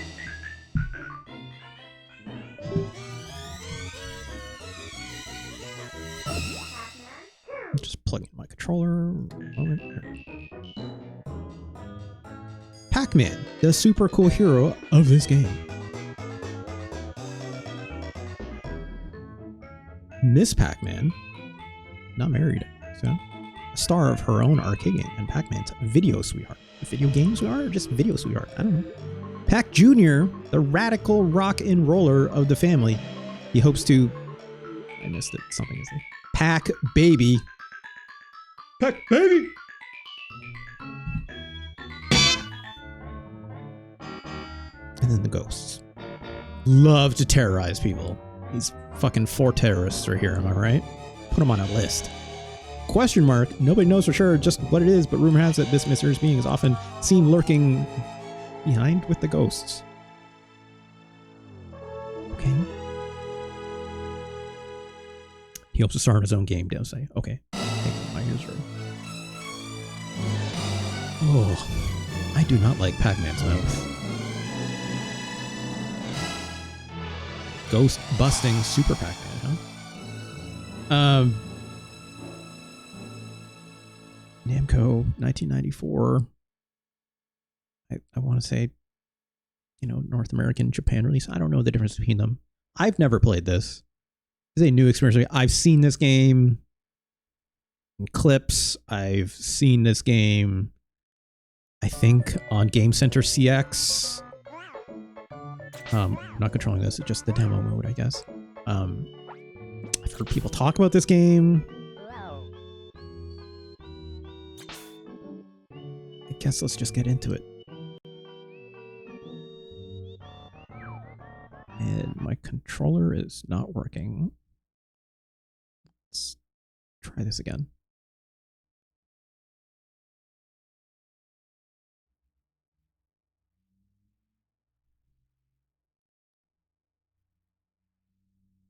Great. Do focus getting held by the auto mod because auto mod didn't like the word gooch, which is fine. What's up? This is Computer. I have a game request to add to the queue. Great. Happy to have it. I don't know what it is, but I know you well enough that you may make some questionable choices, I'm being honest. Let's just get right into this. Let's see what these new adventures may entail. Hi, I'm Pac Man. Okay. Today, I'll introduce you to my world. My world can be tricky sometimes, so I'll need your help finding things. I like how the little, like, hey, hit a button thing is a Pac Man sign. That's fun, right? That's fun. Putting Pac Man right in your font face? Sure. Nothing weird, just Joe and Mac 1 or 2. That game may already exist on a list, my friend. We'll see. We'll get there. Getting out of trouble and solving weird mysteries. Before our adventure, let's practice working together. I should note, I can't button through this text to make it go faster. Come on, follow me. Okay. He just walked into that TV. Pac Man, stuck in Pleasantville. That's a weird old movie. Okay, now it's color. Alright. I guess I'm controlling this cursor with the D-pad. Aim the slingshot with the crosspad. The crosspad. Okay. And press press and hold the B button. To pull back, and let go to try shooting at everything. Okay, help Pac-Man find something cool.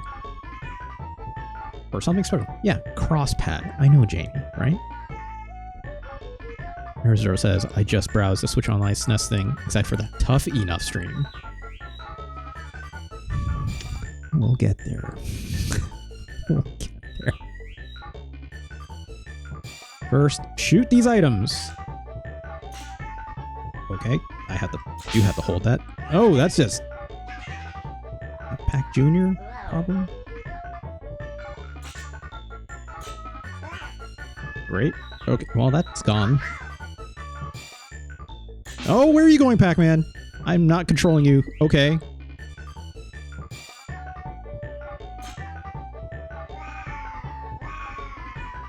Cool, I guess. I don't want to shoot this dog, but I have to, don't I? Don't clip that. Okay, that didn't do anything. The dog's just like, fuck you, I guess. Shoot Pac-Man? Yeah, fuck you, fucker. Oh, he has me hit that. Okay. Well, I'm too busy shooting this other stuff.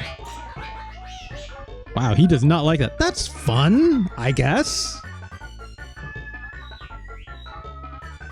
Yeah, the cross pad. I know, you sicko. Is that what Pac-Man sounds like? I guess. It's like, what if Toad, but far worse, you know? Is that a hot take? That I don't like how Toad sounds? Shouts to Danielle Rando. Amazing Toad impression. Amazing. Goes for doing us all a favor, you think about it. Yeah, maybe. Why is there so much of this? And I can't, I'm button through that as fast as I can. Alright, fine. I'll hit this weird ass thing. And then what? Okay, you want me to shoot this more? Or you? What are we doing here, Pac-Man? Am I supposed to shoot the dog? Sure. What are you asking me to do?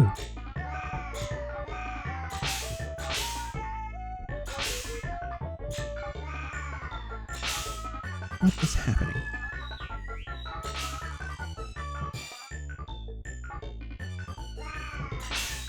Does anyone know what I'm supposed to do here? Has anyone else played this video game? Aim the slingshot with the cross. What do you think I'm doing? Uh-huh. Yep. I am shooting at everything, but you're not giving me anything to do, video game.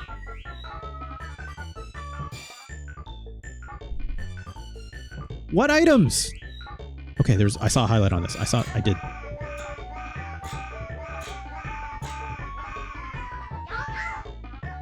Okay. Now you want this? Okay. Sure.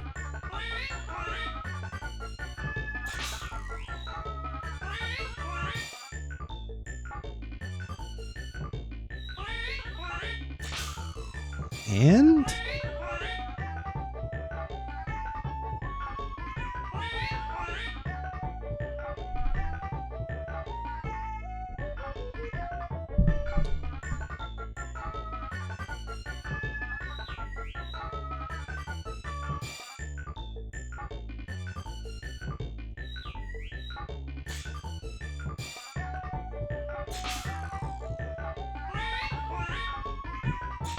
what do you want me to do, video game?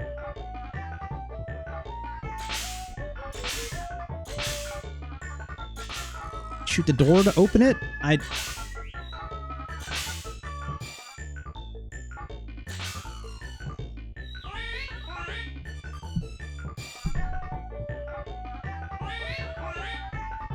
Oh my god!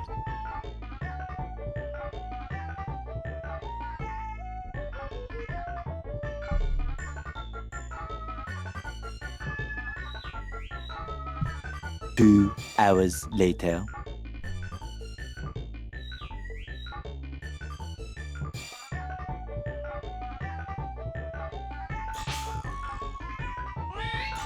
I'm shooting it. I'm shooting it some more.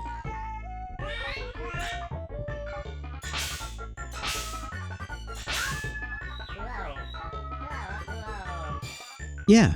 Yeah, get angry, buddy. Because you're not doing anything else, that's for sure.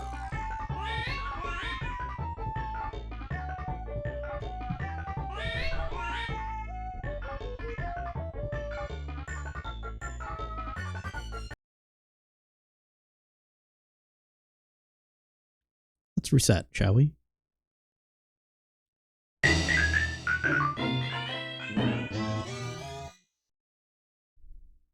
Imagine having this little arpeggio ditty stuck in your head.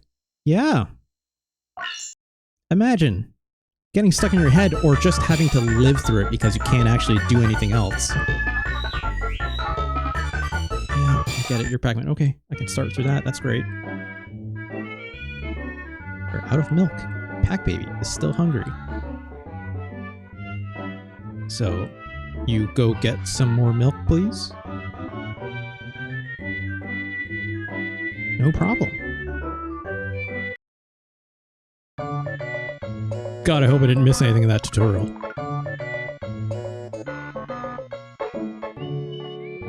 Alright, just Pac-Man just going on his own out. I don't got hit nothing. Sure, have an apple, Pac-Man. Okay. Like that?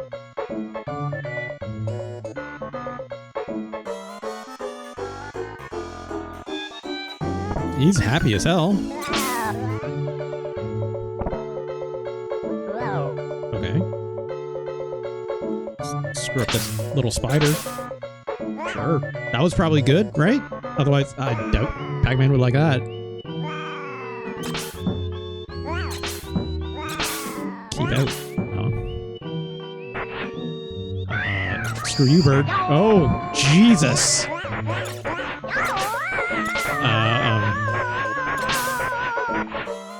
This sounds nightmarish.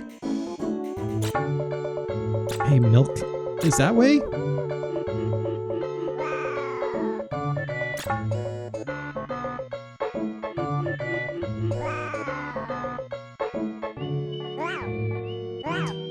What's with the horrible reverb on all this game sound effects? Since this is computer. Your guess is as good as mine. Wait, going there maybe? I don't know. Yeah, let's do that. Okay. Lucy's room.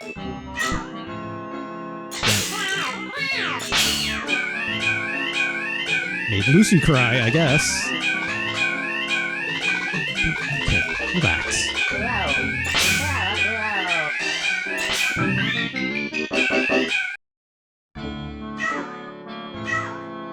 Was that a game over state? I don't know.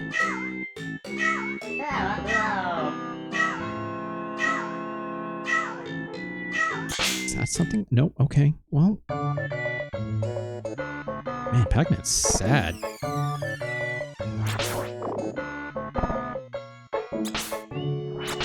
That spider can't do nothing. Oh, God. I mean, I would do the same thing. I'm not gonna lie. Something new?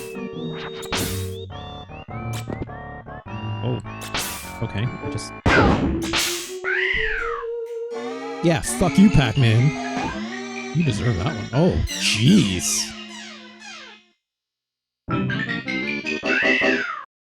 That was real dark, actually.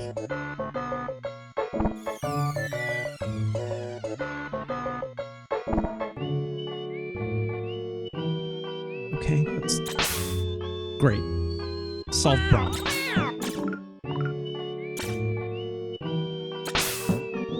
Keep out. I don't know out of what, but can I get that apple?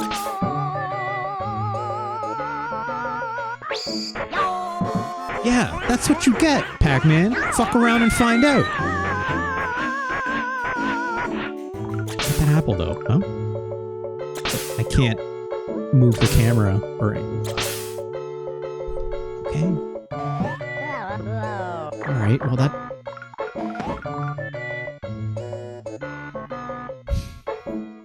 Let's keep going, I guess? I can't control any of this, so... Oh. That's... Nope.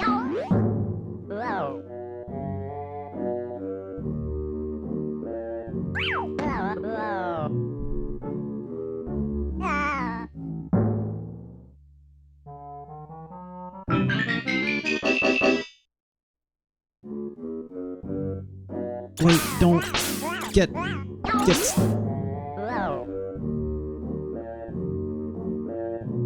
I snipe this skateboard out of the air? No, you cannot.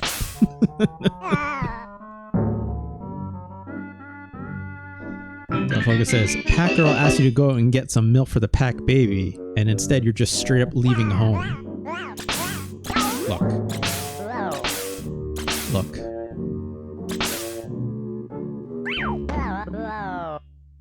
I don't know what to do here. I shot that rock multiple times and didn't do jack shit. Marissa says, they just want to see bad shit happen to Pac Man. Yeah, it sure seems like it. What am I supposed to do? What am I supposed to do?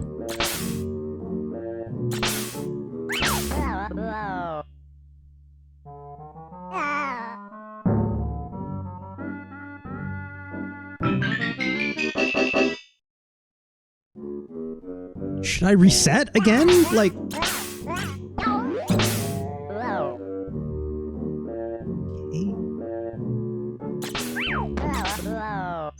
I'm gonna snipe that rock. That's literally the only thing I can do, right? Like, let's try to do this.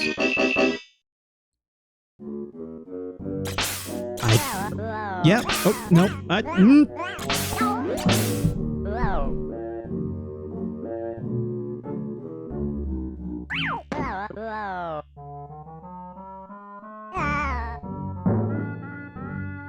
Oh my god. Am I missing something? Do I need to pull up a Game Facts guide for Pac Man 2, the new adventure? I don't want to. That feels like a cursed idea, so... There's no way. Did I miss something? In, like, the intro?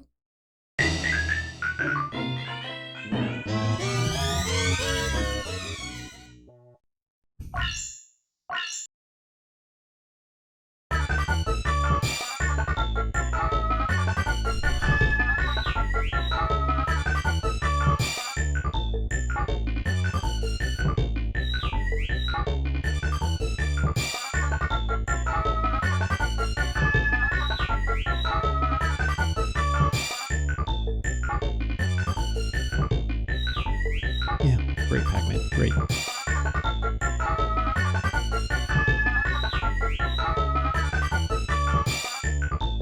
Pac Man stepped out for cigarettes. Yeah. It's not getting milk. There's no way.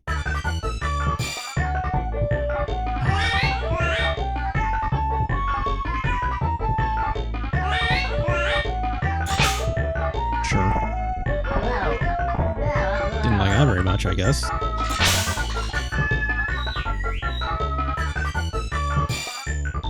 Hey, how about... Okay. How about this ladder? How about this ladder, buddy? Okay. Doesn't like me doing this, I guess. Yeah, your ladder's right here, my dude. Just go get it.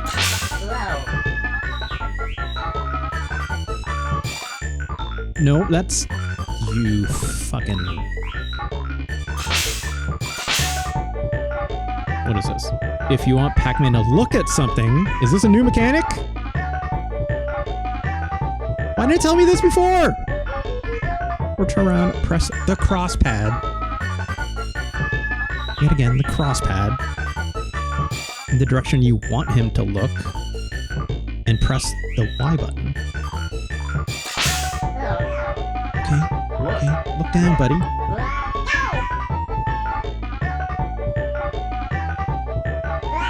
You fucking idiot.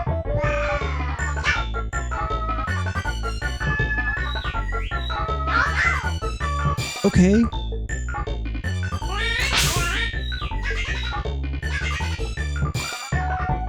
Look up? Look up, I guess. Shoot that out.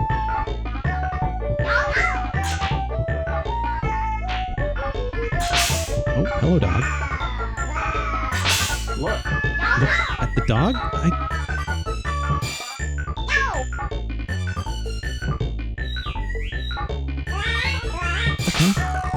Look up? Yeah, great. Good job. I guess.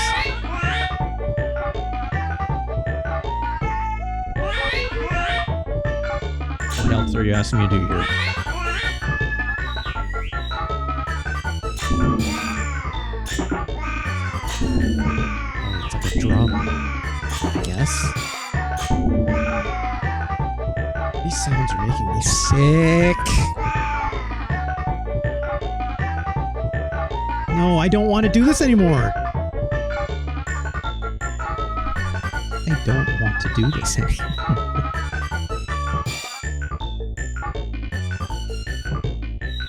Yeah, I know.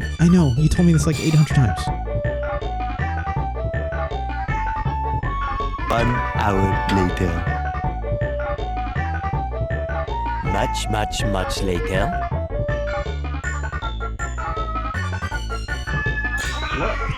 Can I like tell him to go over here? Can't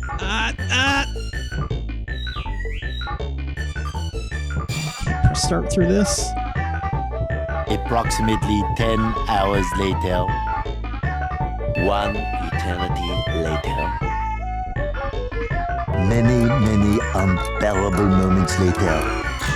The most unbearable of moments. How do I progress? Can I shoot the dog and then... Okay. No, he's still hanging. Let's go home. Let's go home, buddy.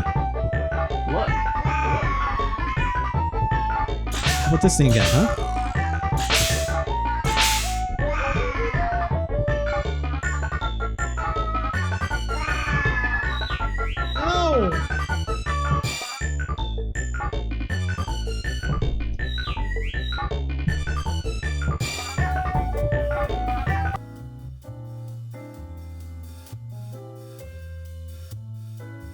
It's Jover, guys.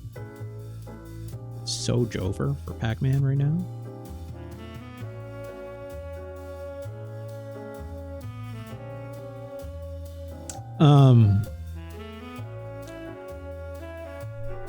Gosh, where do I start?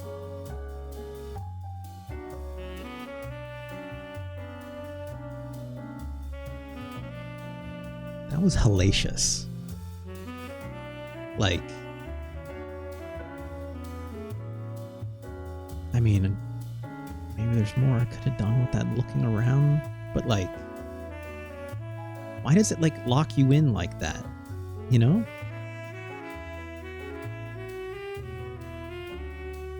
The sounds of Pac Man going, like, I don't even want to reproduce those sounds.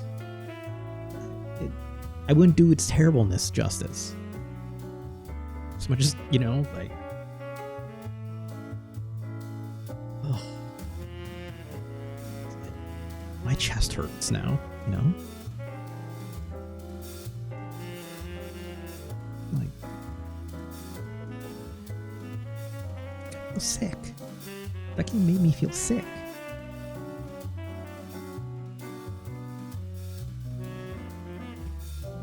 Where does Pac Man 2 go on the list?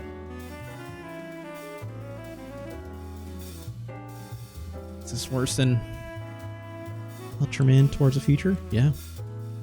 Yeah, absolutely. Is this worse than Spider-Man? Yeah. Yeah. I didn't feel that. I felt angry at the end of Spider-Man. So kind of the controls felt so bad in terms of making moves come out. I didn't feel like physically ill, like in my heart, you know? God. The focus is clipping you saying, "Can I shoot the dog?" Look, it's like the least of my worries at this point. Oh, Is this game worse than WeaponLord? Yeah. Oh, most certainly, yeah. Without a doubt. That was... Like...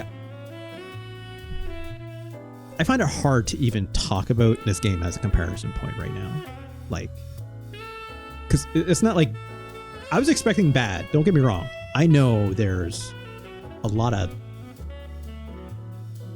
discourse. It's not discourse about this game. It's just people saying it's bad, right? People know it's bad. There's no way this isn't the worst game you've played. I mean, this is worse than WeaponLord. If you play it enough, you can unlock a remake of Miss Pac Man. That's a good point, Liv. You know what else I could just do?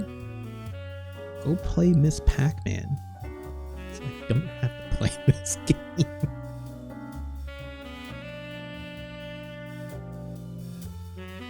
Quite a conundrum, isn't it? Maybe if I was like stuck with this game because someone bought it for me. My grandmother bought me like, oh, Lil Russ loves Pac Man. It's Pac Man 2, right in the title. Like, and I got stuck with this. Oh my god. Here, Zero says, November 1994, Famitsu Magazine's Reader Cross Review. Reader Cross Review? Excuse me? Is Famitsu Magazine like a Catholic operation? What's going on here? Reader Cross Review gave the Super Famicom version of the game 7 out of 10? Are they out of their... Look, I know... Famitsu Magazine those days, as far as I know from stories, they were on one, right? Not only were they on one, they were in the pocket, possibly. 7 out of 10? What are you... Wow. No scrolls on. Reader X review. Okay, that makes more... Yeah, I knew that, but... Cross! Again! A lot of crosses in this little segment. Who made this again? I am... pissed. Obviously Namco had his hand in it, right? But like,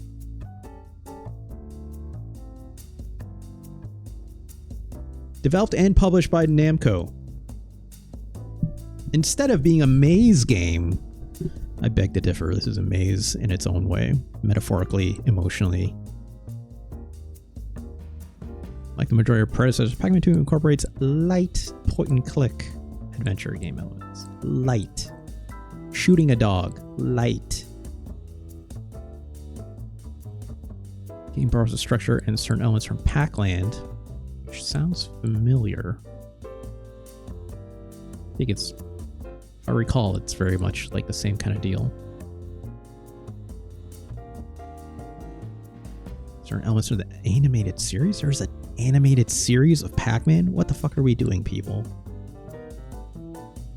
I know there was like some old cartoon shit I've seen in like GIFs and whatnot. Oh my god.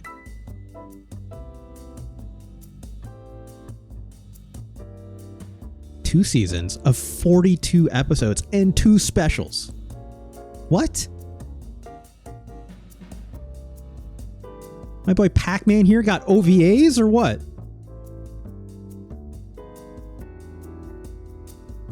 Pac Man Fever. Truly. You're right, My Hero Zero. You are right. The only review score listed on Wikipedia is PlayStation Magazine, Japan. 23.9 out of 30. That is incredibly specific. That definitely was run through a spreadsheet. And a Barbera cartoon right forever? Yeah. Gosh. When did that come out again? 44 episodes over 2 seasons from September 25th, 1982 to November 5th, 1983. year I was born, which is kind of funny. But it's like this game, Pac Man 2, 1994, almost 10 years later. Fuck.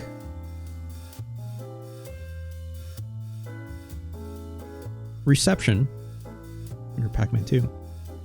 The game received mixed to positive reviews. What the fuck were they on? Street Fighter 2 is out. Go play that. Don't play this. Go play Mario World. It came with the box. For most systems, I think. I don't think it was never a package, right? I don't remember. GamePro held that on the one hand. The game is innovative, intriguing, and sometimes fun. But on the other hand, the inability to control Pac-Man directly can be annoying. No fucking shit. And the game sometimes makes one wish for the simplicity of the original Pac-Man. No shit.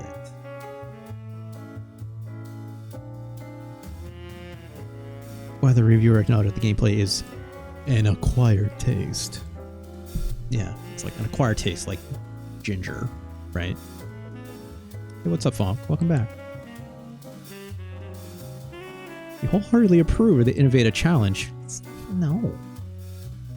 Praise the game's humorous animations and gibberish voicing. My fella here loved the shit out of Pac-Man going meh every 10 seconds. What about sorry. The food item, Liv. Sorry. Apologies.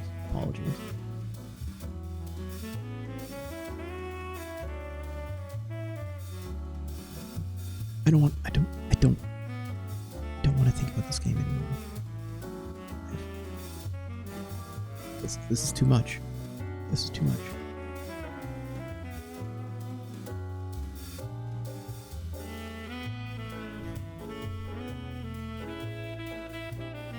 Pac Man 2, The New Adventures. You are absolutely worse than WeaponLord. You assaulted my senses as much as Ultraman Japan did. That's for certain. So we're at this now.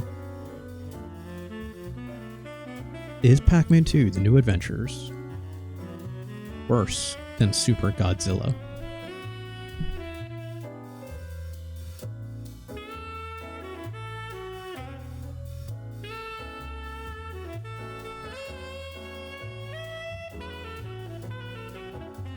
Super Godzilla hurt me.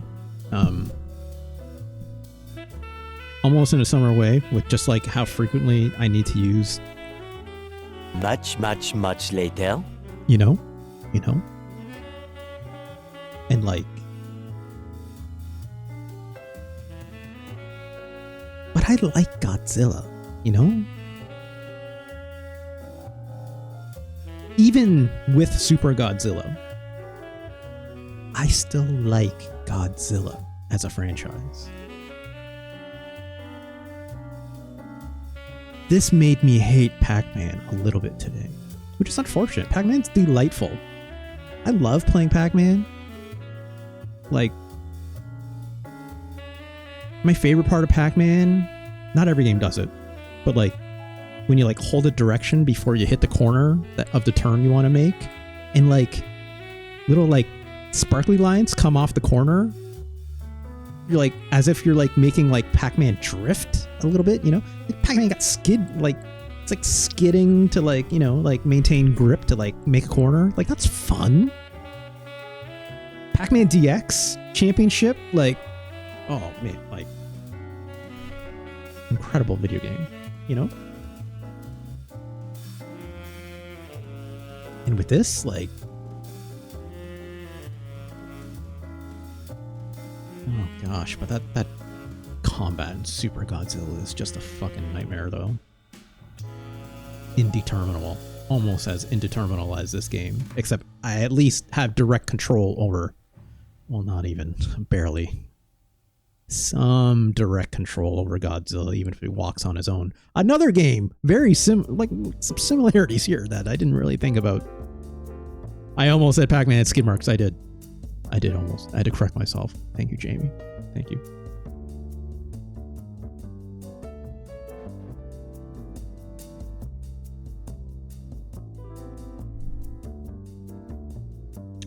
Pac Man 2, The New Adventures.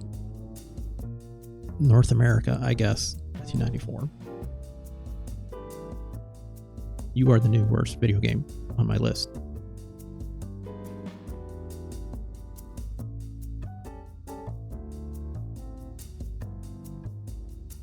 I almost wanted to say by a landslide.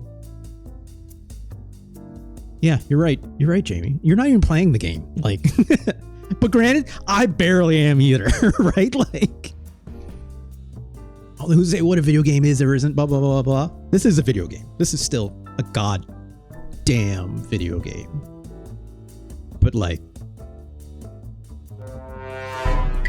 not what you want. Definitely not what you want. Throw that shit in the sick. Like, it's bad.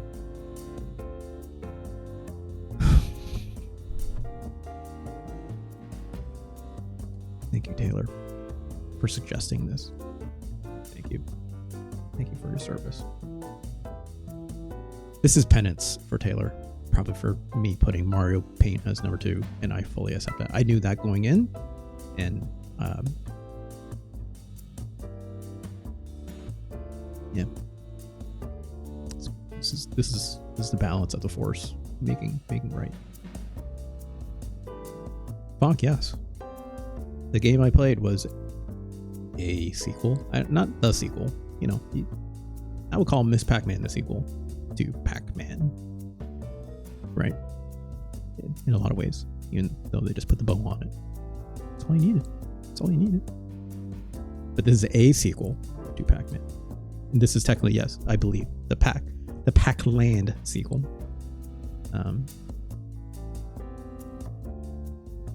No, it's Pac-Man 2. It's right on the box. In fact, this cover art for this box is fucking what? Like,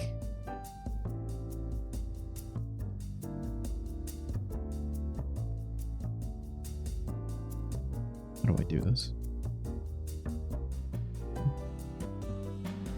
My browser sources. Maybe I can.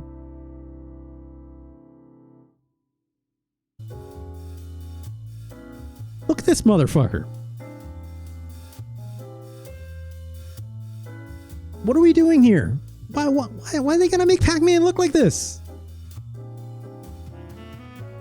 What are they doing?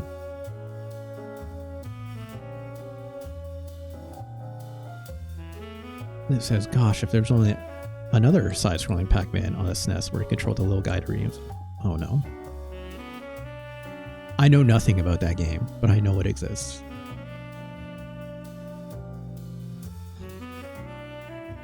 Just almost as if I preferred to know nothing about this video game itself. Pac-Man 2, The New Adventures. Felt so much more innocent.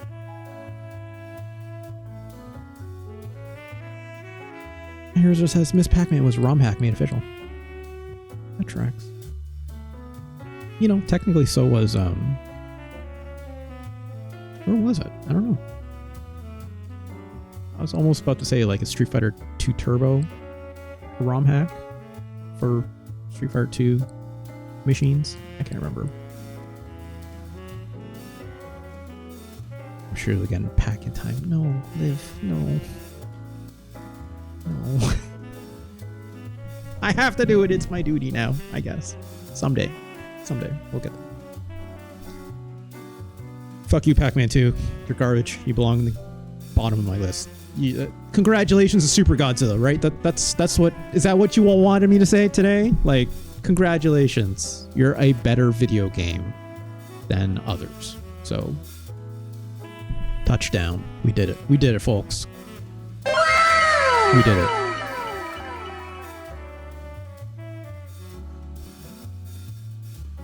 The next game on our list.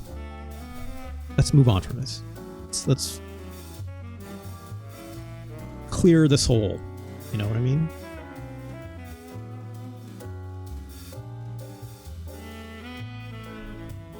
Oh, done with that shit. How are we doing on time?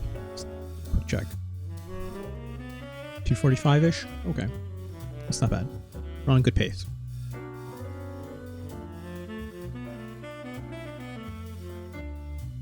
This next video game. Another game with a long-standing legacy. Maybe not as tarnished as that bullshit from Pac Man, but who's to say?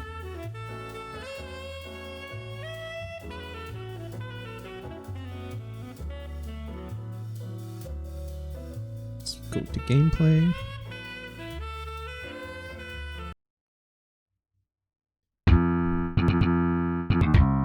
Some of y'all ever heard of this game called Final Fight?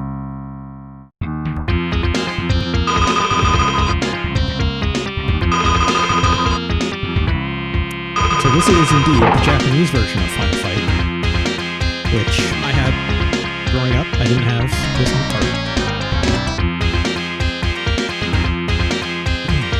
Music.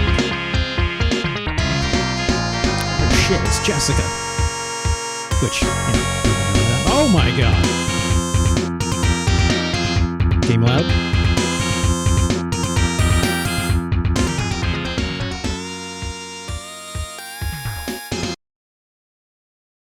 Hopefully that's a little bit better. Let me know.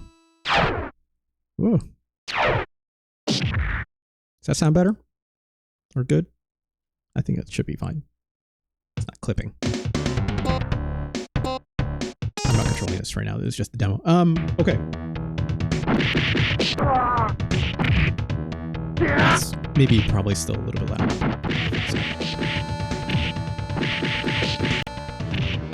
Final Fight. Obviously, the legacy on this is long, right?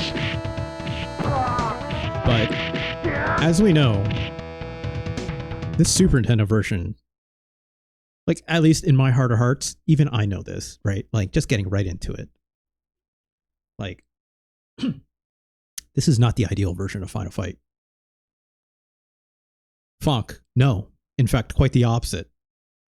Unless you meant insane as derogatory, which, no. Like, this sounds okay for now, right? For a Super Nintendo. But this is not the Sega CD version of Final Fight. This is not the arcade version of Final Fight. Sega CD version, as we know, is the version of Final Fight. This version is, I'm not going to say inferior, but let's take a look. That's a good sound. Yeah! Cody's a chump. I'm just going to say it. Cody sucks. Okay? It's got the fast punches. It's fine. But, oh god. I didn't want to play as Hagar. I want to play as Hagar, because Hagar's the... You got that pile driver, right? That's what we want. Cody, what's he got? A throw? Like, who cares? Cody doesn't do a suplex when he throws.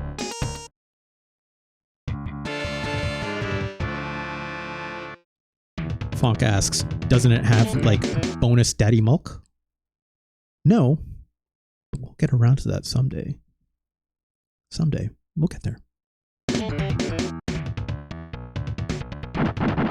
Got a punch. Got a jump. Got a jump kick or drop kick, I should more specifically. If I jump and hold down an attack, he does a body splash. That's great.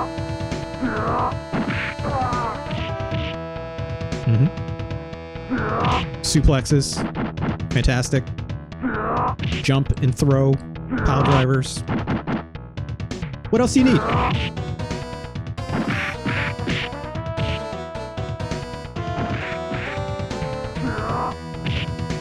Love it. Hagar loves to be in hug mode. You're correct on that, Mike.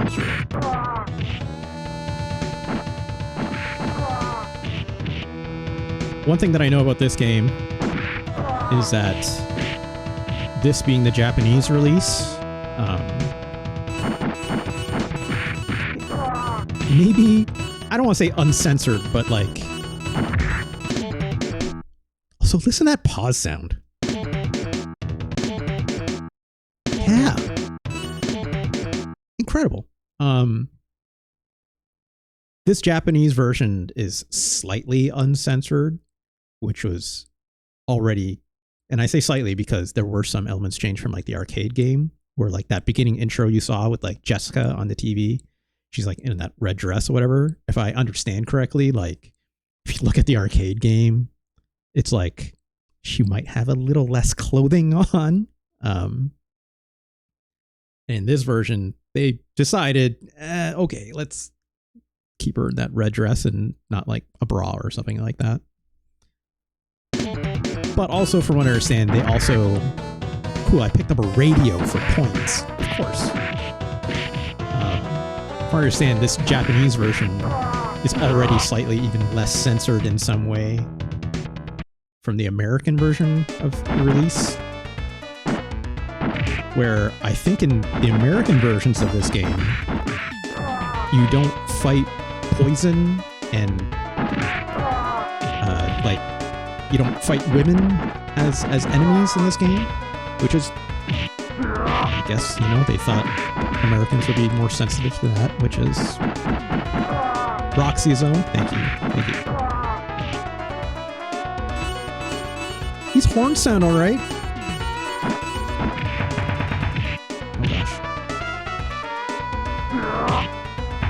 Oh, Wong Hu, son of a...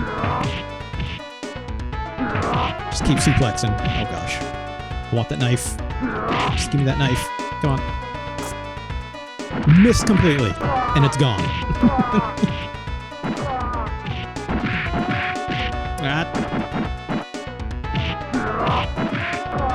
Just gotta suplex. Does the most damage. That guy's name is Bread. ABS, always be suplexing. Spart Vice Panther. Absolutely. Oh, those, look at that big ham. I think it's a ham. No, it's not. It's like a ham bone, maybe. Oh god, we're stuck. I forgot. I should be using, yeah, there's Roxy, I think, right? I'm stuck like that.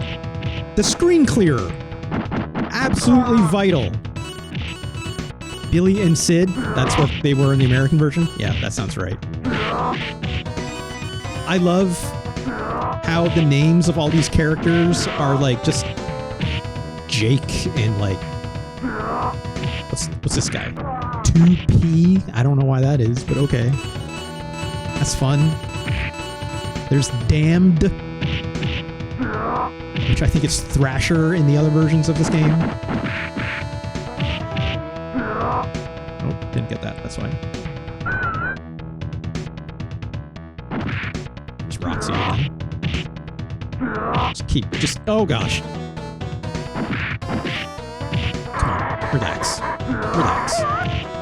Where are you? Nope, I wanted to suplex. That's alright. There we go. Just keep suplex. Just more suplexes. Nope. This game's also kind of hard. Like, surprisingly, you know?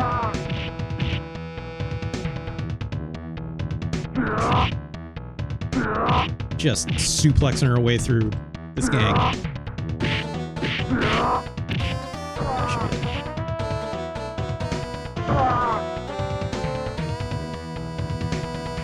Great. Already so much more impressed with this game than Spider-Man Separation Anxiety, right? Like, the controls do something effective. I'm not missing punches randomly for no good reason, right? A little slowdown. That's right. Throw just left or right works, you know? I don't have to think too hard about it.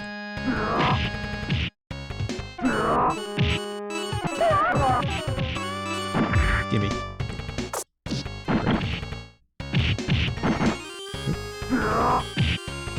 I love the sound Hagar makes every time he does a move. It's, yeah. Like, LA Knight, big Hagar fan, you know?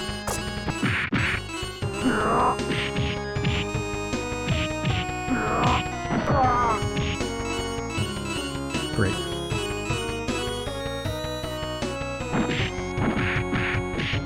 Worth noting, you know, oh gosh. The sound, okay? A little high in the mix, if we're being honest, right? This game, aside from being very loud, until we turn it down, very high in the mix, very trebly. Not a whole lot of good bassy mix in this. There you go. Get away. I would say even... Oh, jeez. I love that there's, like, you know, guys that you can hit and ones that block. You know, like there's variation there. There's variation in their attack patterns. Like these punk dudes like to kind of jump in, jump out. Versus like these normal kind of thugs that kind of are more straightforward, right?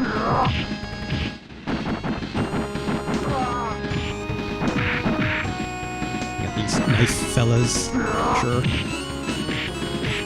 No.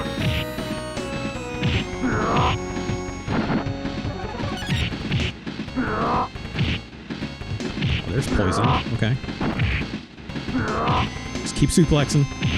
Doesn't matter.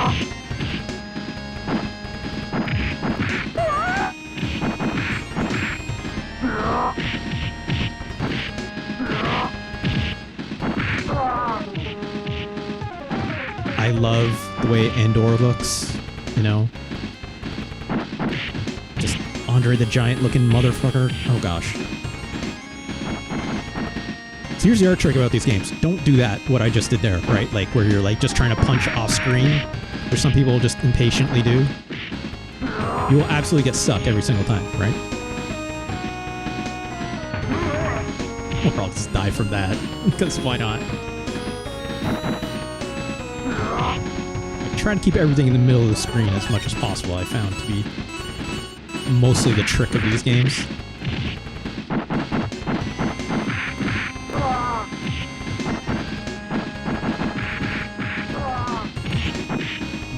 Oh no.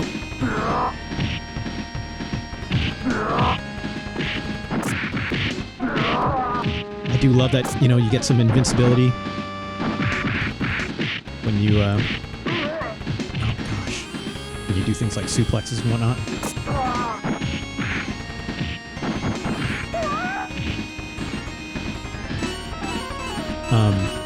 Yeah, I was gonna say, like, this game doesn't sound incredible. I think it's cool in terms of, like, you know, the music's rhythms and the motifs it kind of goes for. Like, it's very much legendary in that way, but does it sound good on the Super Nintendo? Not really, right?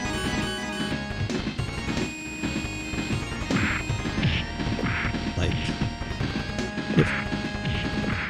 if you compare this to the arcade version, like, I'm not even going to say the Sega CD version. Like, the arcade version sounds so much better than this, obviously. Are Poison and Roxy cops, or are the cuffs a kink thing? Probably the latter. I couldn't say otherwise. I love the big meat. Don't click that. I don't care. I love the item pickups in this game. They all look incredible.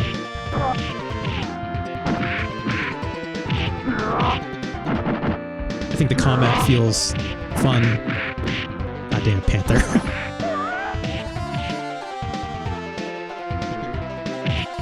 Also, yeah, do you mean like cops in the hypothetical sense, or do you mean are they actually cops, you know?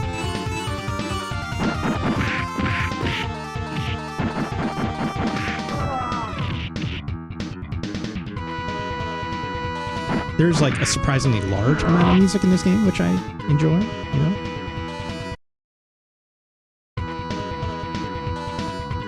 Alright, this jerk.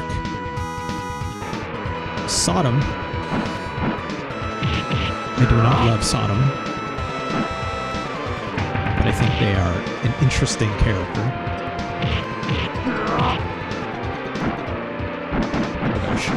Oh gosh.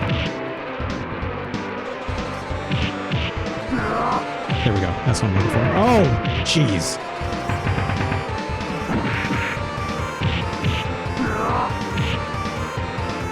Finish him. Yeah, Funk. I heard about that too. This guy is canonically a white character. Not. It's just a Japanophile. Oh, right. Here we go. This is why we're here, folks.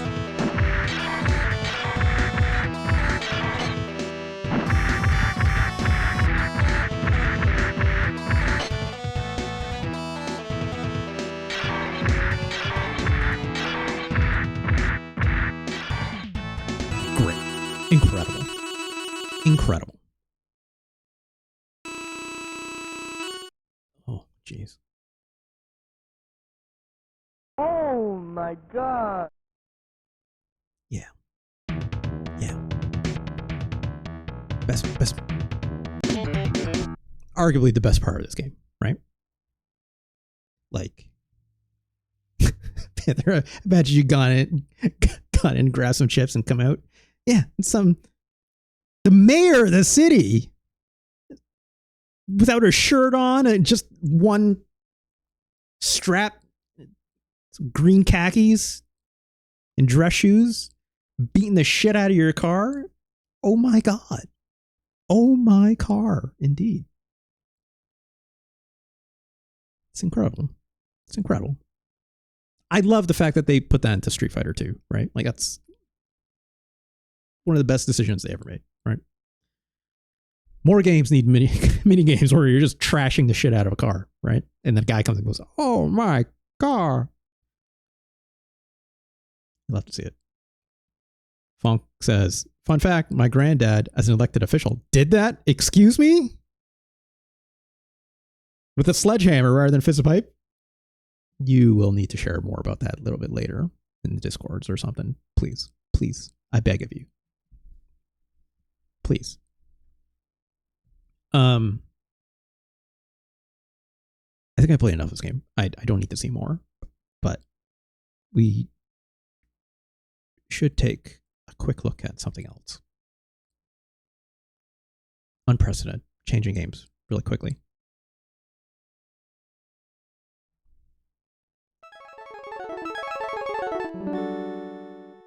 Love that sound effect. Better than Konami? Unsure. This is Final Fight Guy, which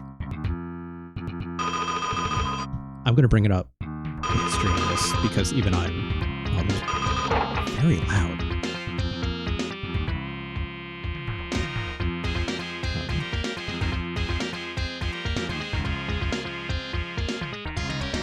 I want to bring up the history on this just to get it right, because I need to be certain.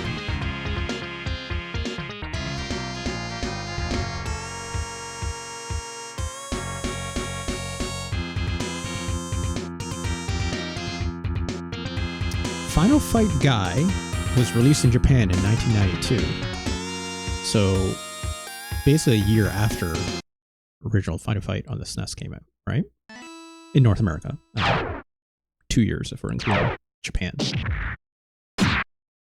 This game quite literally is just Final Fight, except they threw Guy on the cover here so you can play as Guy or Hagar, right? So like they just literally palette swapped out Cody and put Guy in there. Like he does have different moves and whatnot, kind of. He still just got to throw and whatnot. The mechanics for Guy is pretty much exactly the same, because he can do like a different screen clearing attack. He's got that wall jump. He's a ninja, sure, whatever, right?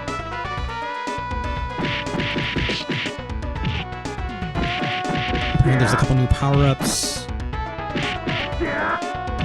2-player mode still omitted, so still only playing a single player, unlike the arcade, right? But the arcade, you could play as, you know, like Cody, Guy, or Hagar, right? In this game, there's like, oh, fuck you. Like, we don't have enough memory for 3 playable characters. So it's Hagar or Guy or Hagar and Cody, right?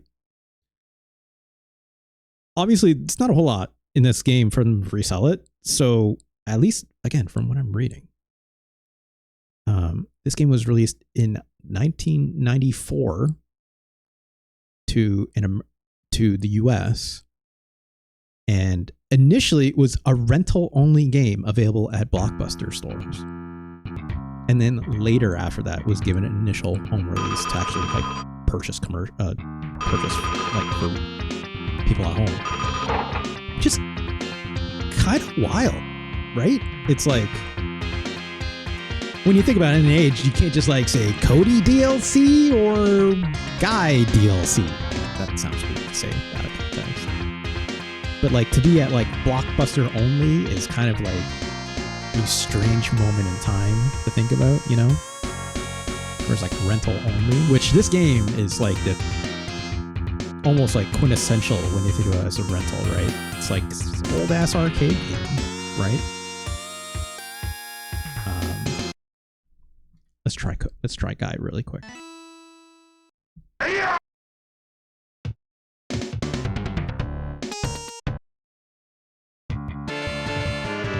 always thought this sprite was ugly as hell. His face looks real fucked up. Also Blockbuster exclusive. Thank you, Liv. Play Fighter Sculptor's Cut. Yeah. I think this back fist is real fun. It's like you could button mash the crap out of it like you can with Cody, you know? That spin kick. It's Hurricane, kind of. It's just a shoulder throw. You know, nothing special. So he's got this jump kick, right? Straight up or while moving. And he's got this elbow, which is... That looks bad, right? Like... But like, the funny thing about it, I think it's kind of like Cody, because he has a knee that's similar, where it's like you hit a person with that, it doesn't like take them down, so if you continue a combo, that's fun mechanics, right? But like trying to hit this stupid elbow looks terrible.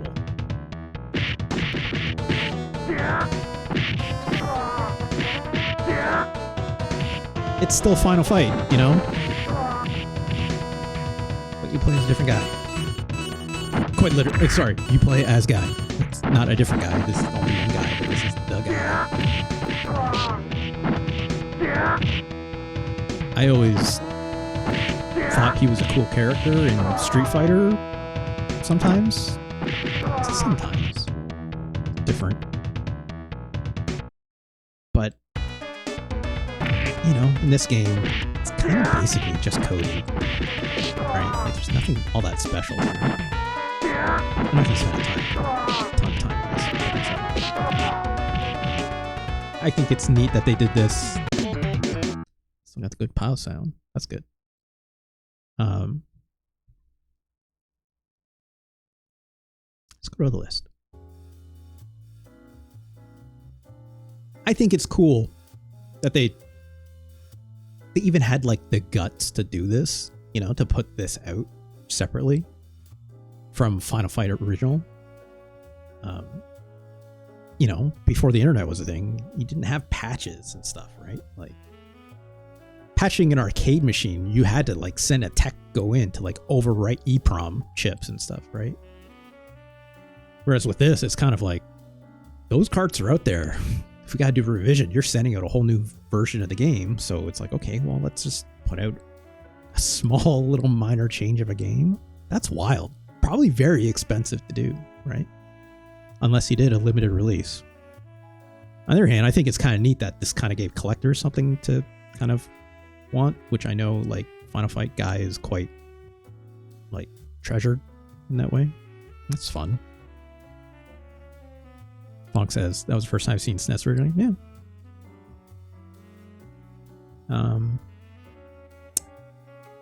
Let's put Final Fight Guy aside really quick. Where is Final Fight for the Super Nintendo? Japan release specifically. That's what we're talking about here today. Which 1990. Okay. I want to say this was out on like SNES release. Very close to. I don't remember. It's not relevant. It's fine. I like Final Fight on the Super Nintendo. Kind of. Huge kind of. You know? It does not sound like the arcade game, which admittedly even I have some experience with playing in arcades when I was growing up. But it's close, right? It's so close. The mission a guy, like, I could care less if I'm being honest about that, right? There's the sharpness of the sounds of this game, like, do remind me of the arcade machines and stuff, just because it's like, those things sounded like garbage when you're in the arcades. But it sounds like what it does, except for the music. It just isn't, it's just not there. And also, like, I've seen, like, some comparisons. I think there might be slight differences in, like, the levels and stuff like that, in terms of, like, how they look, in terms of sprite work. Just in terms of complexity, right, to bring it down for the Super Nintendo. But it is still neat to have this home port, right, where it's like, it's close. It's close. And Super Nintendo's right in that range where it's like, nothing's going to be arcade perfect, but it's close, right? Then how does that rank when I think about it under those terms? Which, again, very subjective to me. Like, if you don't care about arcades of this era, or didn't live through that, obviously, like, you wouldn't care about any of that shit. Is Final Fight Japan 1990 better than Venom Spider-Man Separation Anxiety? Absolutely. Miles beyond better, right? I didn't mind the way Spider-Man looked and blah blah blah, but like, this game's got the aesthetics. This, you know, whatever. It's like obviously ripping from like the Warriors, the movie, a little bit, right? Street gangs, yada yada yada of the era. But like, it's fun to look at. It's fun to look at. Also, shout outs to Poison, like one of the first trans characters ever in a video game, right? Incredible. Is this game better than Ultraman Towards the Future? I think so. You know? Is Final Fight better than Super Bowling?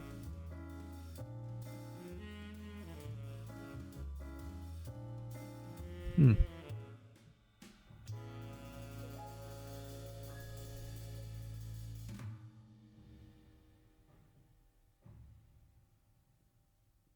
know, it's pretty close.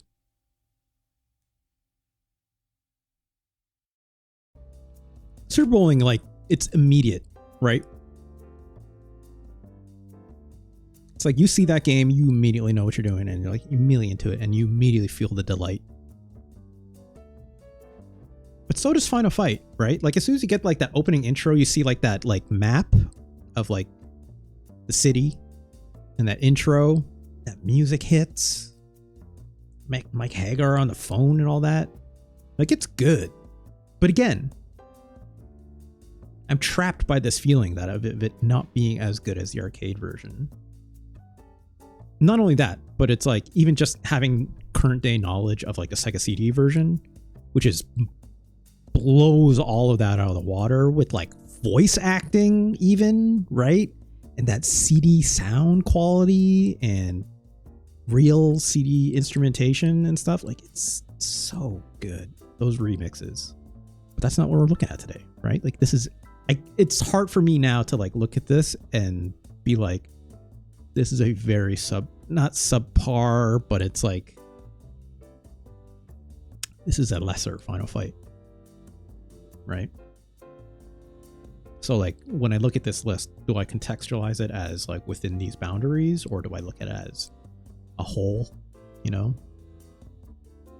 Subjective. It's hard to say. I haven't made these rules for myself.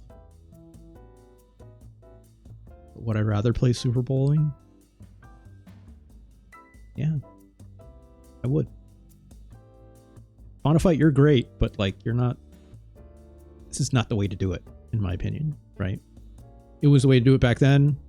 You know, save you a lot of quarters. But you did miss out on a lot of things, which are, to me, core as part of the experience of Final Fight.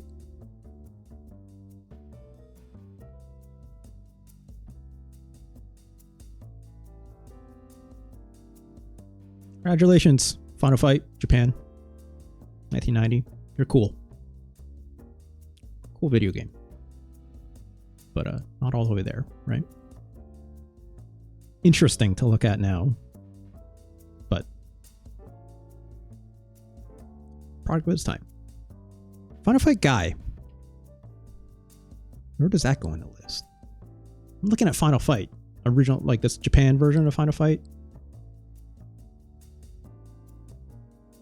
This is becoming a Cody versus Guy situation. Who is cooler? Cody or Guy?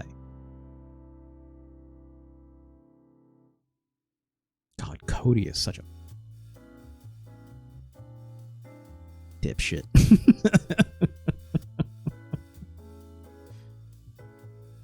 Cody's fine.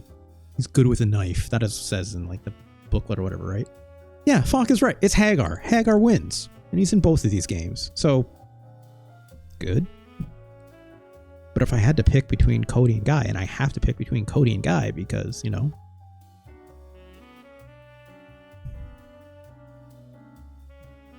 I don't know, Cody's got a cool uppercut. I know I didn't really test it out and stuff like that, but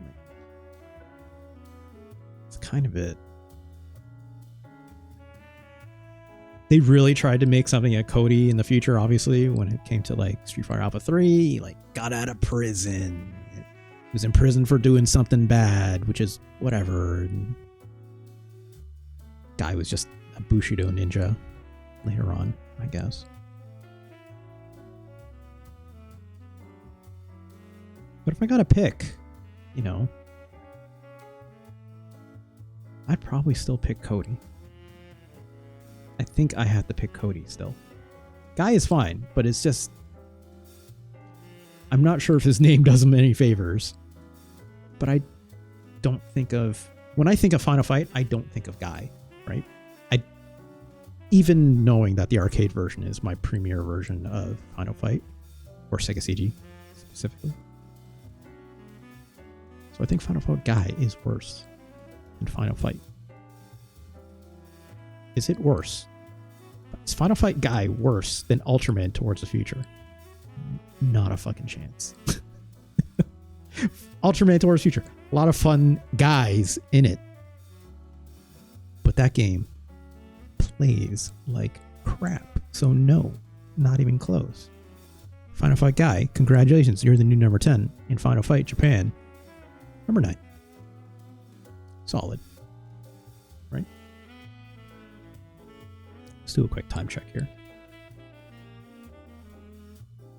316. Okay. Let's move on. This will be the last game for our stream today. This one is a special request from My Hero Zero. Thank you for this request. We joked before, it's like, you make a lot of these requests and they're games that I already think about because we have the same brain. And that's fine. Let's load it up here.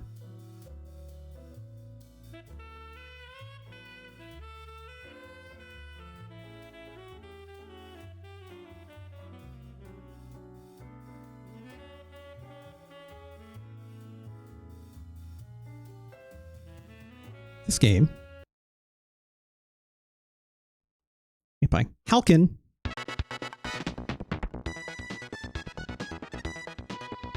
Kirby's Dream Course. 1994, 95? No, probably 94 for the Japan version. 95 for North America? Maybe not. I don't know. I could double check that, but we'll do that later. Kirby's Dream Course. I This is probably one of the, at the time when I had my disc copier, this is maybe one of the newer side of games that I own, or sorry, not own, but was given to me within my giant disc kind of box that was given to me.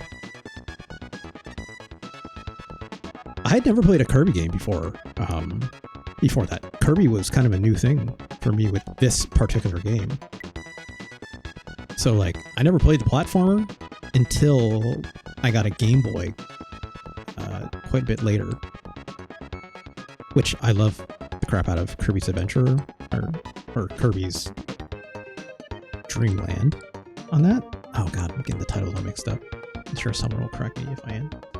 And I also had Kirby's Pinball, which Dream Pinball? I don't know. Superstar Dream Course or 1-2 Punch as a kid? Yeah. I never had Superstar. I only had this. Kirby's Dream Course. And I loved golf at the time. Maybe someday we'll maybe play some more golf games. Should we call this a golf game? Subjective, but close enough, right? Let's get in there. New member. I don't have anything under this. Let's go with that.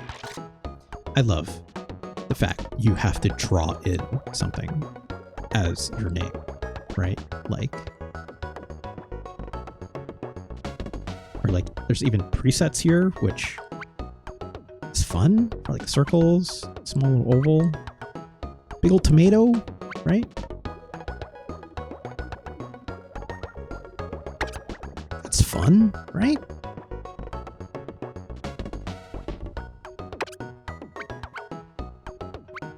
Stars?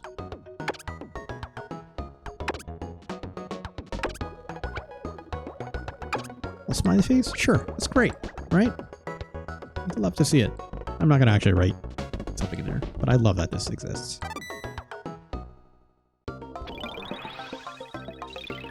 You might play some of this later. It's still on Switch Online. Yeah. For a good reason. It's a good-ass video game, right? Like, the polish, the colors, the uniqueness of it, right? Like the fact that you control Kirby still in this way. We'll get to it. So, we're starting off. Here's what I know. This game is kind of like, in my opinion, scoring system, very much like golf, right? Try to get as few shots as possible, right? And you have life associated to it if you miss, so you only get like so many if you don't hit something. This game is more billiards than anything, if we're being honest, right? Like, gotta get in the hole in the end, but still gotta do like the simple geometry of bouncing off things or using your powers accordingly. I love the fact that I can just hit the shoulder buttons to quickly kind of go left or right, and it snaps to like hard angles at like 90, 45 degrees and 0, obviously.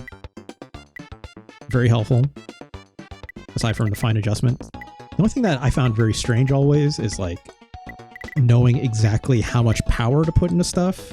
Like, hit A and confirm on that. Like, I don't know how much power that correlates to what I was aiming at just before. And I can like double that up, kind of, right? So like, I kind of just make some guesses. But let's do this right. Let's say, I don't know, let's shoot for just over half, I guess. You can also like hit A to like bounce Kirby a bit. I don't know if that works when you're hitting walls and stuff, but like, sure. Just tap it in. Wonderful. Look at these graphics. Look at little Kirby. It's so cute. Going off like the next course. This music, this jazzy look number. This game's incredible. Nintendo, full of wonder, you know? Let's see these pads. I know they just go straight, right? I know I can kind of bounce as soon as I get off the ground a little bit. I have no idea how I would get a hole-in-one in this one. It's fine. Don't need it. Let's just get a little tap, right? Great. Easy. But pleasant, right? I know these get way harder later on, so... like the powers become much more integral and blah, blah, blah. It's fun 2-player too, especially when you get the powers. Yeah. I watched, I think it was when Waypoint was still Waypoint. They did various golf game streams, and this was one of them, and very pleasant, right? I know this guy who's glowing gives me like a power up. I don't remember what exactly. I think it might be the jump. I think. No, there's like an umbrella one too, lets you float down, which was in the preview before, but I don't think that's this one. It is jump? Okay, great. Let's try to bank this off the wall, get them, and also that dude in the corner.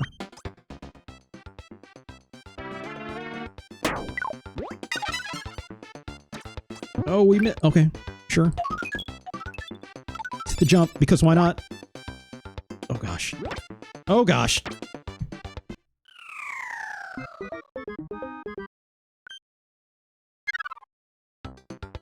Maybe I shouldn't have hit jump. I guess that cost me a stroke. Cost me a shot, I guess.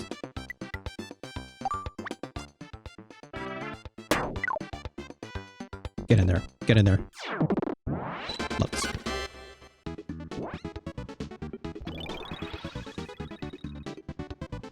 I don't think I've ever finished this game either, I'm quite honest. It gets pretty hard later on, if I recall, so... or maybe it's just been long enough where I don't remember. I have no idea where this warp goes, but let's try it out, right? Oh no! Okay, it's fine. Alright, can we do this all in one go? Right, so if I know if I press up a couple times, it'll be like an actual golf shot. Goes up. Don't want to bounce over the barriers, right? So.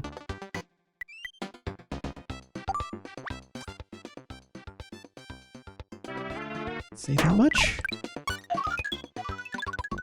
Okay.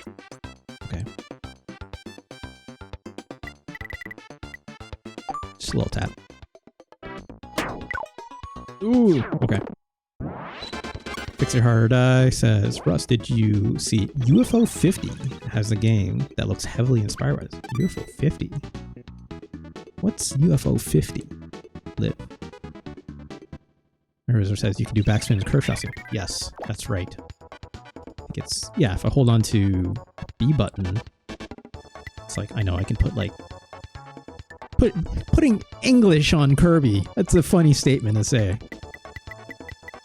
It's like going left or right, or like, right, I think if I do like these upward angle hitting shots, then yeah, I can go up or down, which probably changes like topspin and backspin, right? Which I probably want to use here, actually. I don't know if that'll hit that guy. It should if I don't give it too much power. Although, what if I just did that? Would that bounce back enough? Maybe. Let's do this. And then, oh right, I can hold on to Y and it'll move the map so I can scope this out. So I'm guessing I gotta take that jump, blast over Spiky Boy here. Hopefully make it through the hole, right? Yeah. Let's try that. I love, right, it puts that marker there based on what my preview setting was.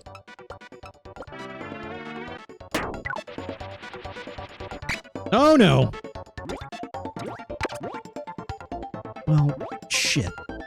God damn it. Let's try again, shall we? Considering we're exactly where we started. probably less power this time, right?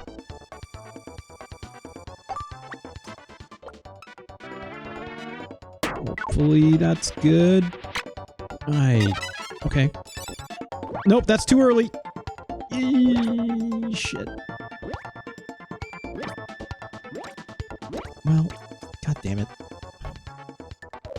This says UFO 50 is a collection of games by a bunch of different indie devs led by Derek Yu of Spelunky that is supposed to be the entire library of an imagined game console. That's incredible.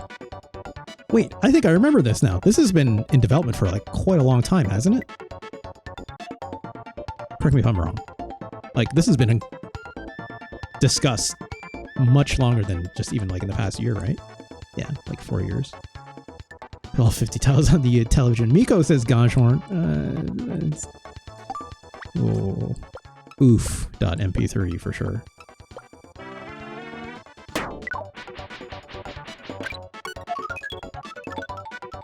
Get in there. Get in there. God damn it. Great. Love the backboard. I got a release date during key 3. Okay. Okay.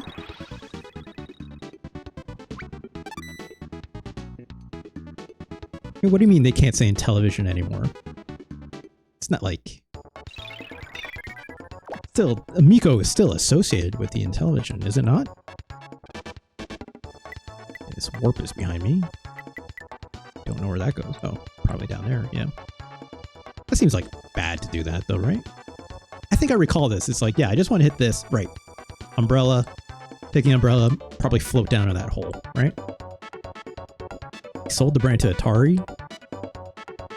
They sold the brand to Atari, but that doesn't mean they're actually like sunsetting in television as the brand though, right? Like, or are they going to call it like the Atari Amico, or is just Amico because they want nothing to do with it because it's a grift?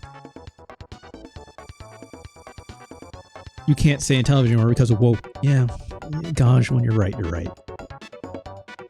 Tommy retains the Amico. Holy, this is much deeper than I...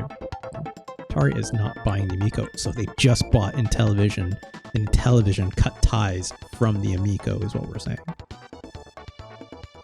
Because I guess Tommy, I can't remember what his ownership is still like, but I know he's still in the picture or something, right? Yeah, let's just go for this. Great. Okay. Float on down. Power. Float, float, go, Kirby, go, go! That's hard to aim. That's alright. Just a tap. The griff keeps going? Yeah. Atari is not buying the Amico. Okay. I mean, good for Atari. They deserve better. I know they're trying things these days, let alone the hotels and the speaker hat and all that. But, you know, hey, Atari 50 was really neat. Although I'm sure like a lot of gamers, like, I don't own it. I've never played it. But I feel like that stuff is definitely just outside of my wheelhouse, so I don't have like the same connection to it as, say, someone like Jeff Gersman or other people that are obviously a bit older than me. So I don't have like the same feelings for those kind of Atari games. But just enough. Like my first console was actually not like the NES. It was actually the ColecoVision of all weird game consoles. So like I did see a lot of stuff in that era, but the ColecoVision was much more advanced looking than say like the Intellivision, right? Or like most of the Atari systems. It had Donkey Kong on it, and it was some donkey ass looking Donkey Kong. It looked pretty good. And Time Pilot and you name it, just a bunch of other old ass video games, right?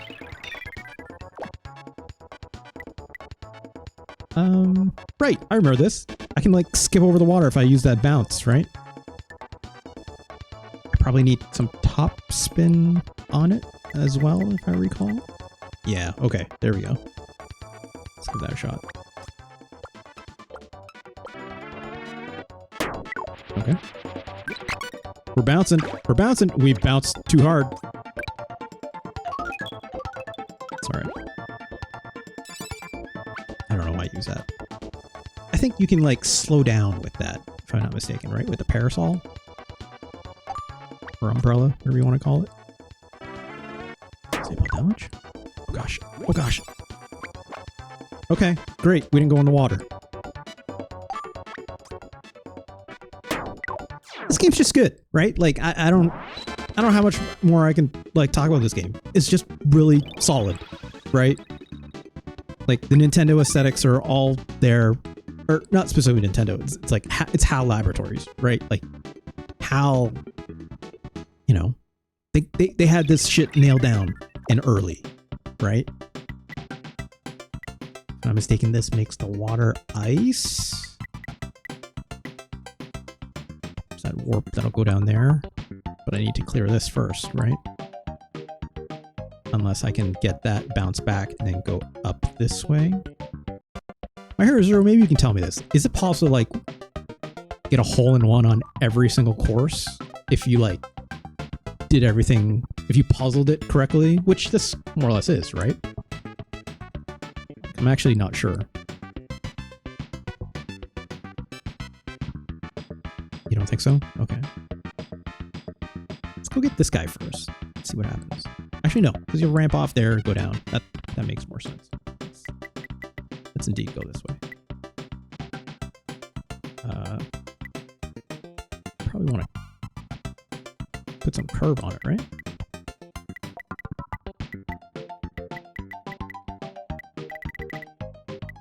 Is that... No, that'll go. Maybe. It'll bounce around some, right? That might make me go off, though. Unless, what if I did this? Yeah, right? This looks good. Give that some topspin. That is definitely going off the course. Also, this means I have to nail it with full power. Tone that down a little bit, right? Let's give that a shot. Yeah? Yeah. Yeah. Let's hope I actually get this. Oh gosh. No, that's... Oh. I hit the wrong button. Thank God, because I hit it at the wrong time. That's... Well... Oh gosh, I panicked. I panicked!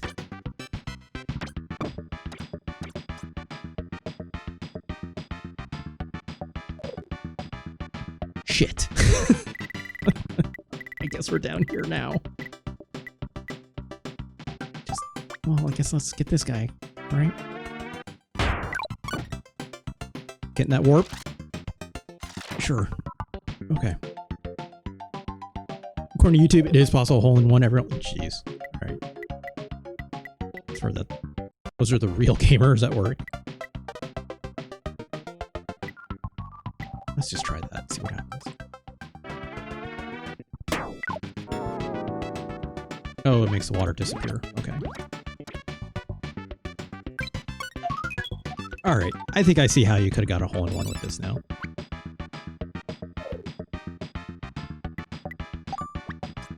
I should have just done that out the gate then. That's fine. It's still fun even if you screw up.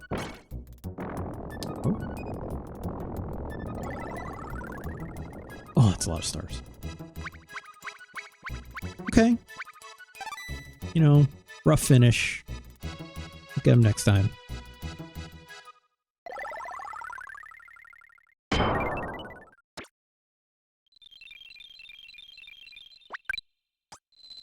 It's gonna do a dance, right? It's gotta do the dance. Yep. Magical. Magical. Only two more than the best. Yeah. You know, like... Great. Fantastic. I don't know if that actually... Does that actually unlock things as you go? Like, I'm just going course to course now, I guess, right? But it's like... You don't have to get, like, the best score on it to, like, keep going, obviously.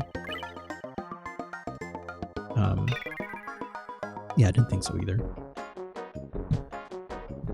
How are we doing on time? Yeah, that's long enough. I'm not going to keep going. I think this is mostly a known quantity for folks, right? Mostly. Like, I know there's more powers. I've seen people with like fireball power-ups or like electric ones. I know there's like a spiky one. And there's one with like turn to a rock so you like stop in place or like drop straight down.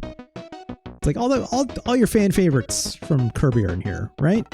Tornado? That's right, tornado. And it's like super weird to control left and right. Utterly pleasant. I played this game a lot when I was growing up. You know.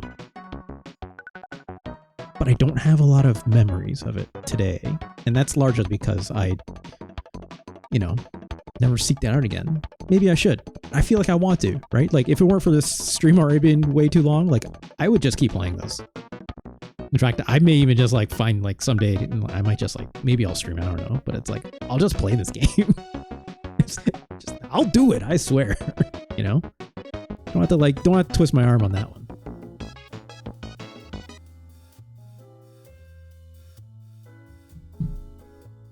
Kirby's Dream Course, 1994. Let's double check the year on that.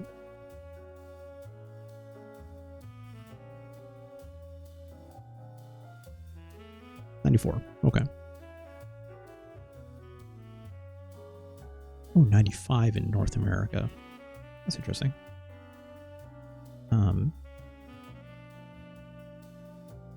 Yeah. What a pleasing game. You know, this game could be right up there with, say, something like Super Bowling, you know, as a game that's like just have this nice breezy time. At least that's where I'm going to start my ranking. Is this better than Super Bowling? Yeah, absolutely. This game is significantly more interesting than Super Bowling, but also like same chill vibes, right?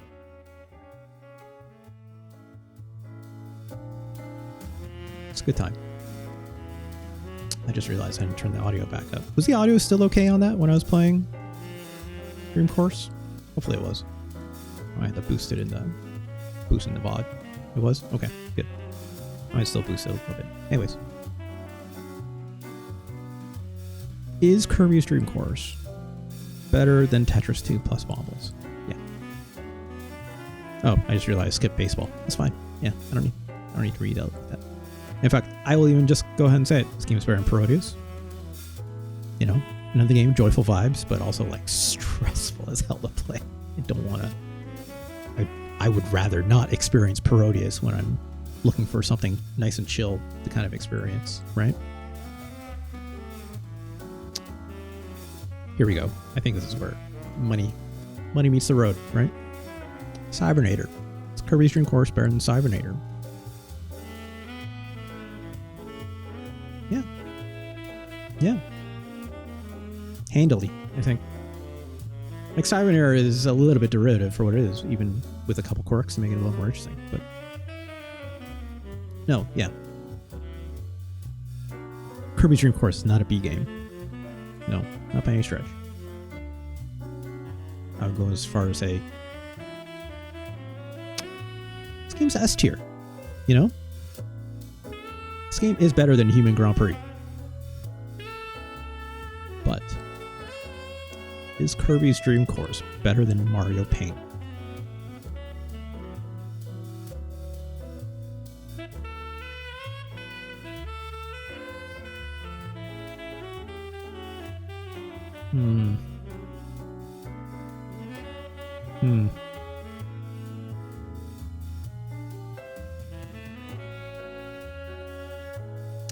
Is Kirby's Dream Course better than Mario Paint? Just having to like recite that, you know? Yeah, tough question. Both games give me a very similar feeling of delight. Well, mild retraction. Kirby's Dream Course did not give me an existential crisis.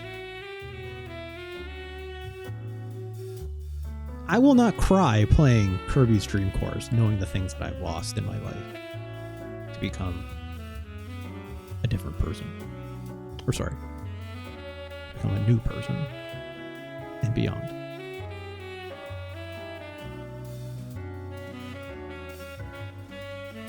But Kirby's Dream Course. Yes, that's true, My Hero Zero. That is true. Watching those Waypoint folks play. Feelings get hurt playing that, right? Don't play that game if you're like married or something like this, or with your significant other, right?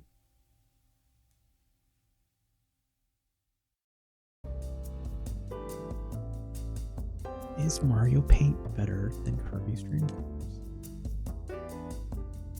I love how they both look. I love how they both sound. Actually, no, I take that back.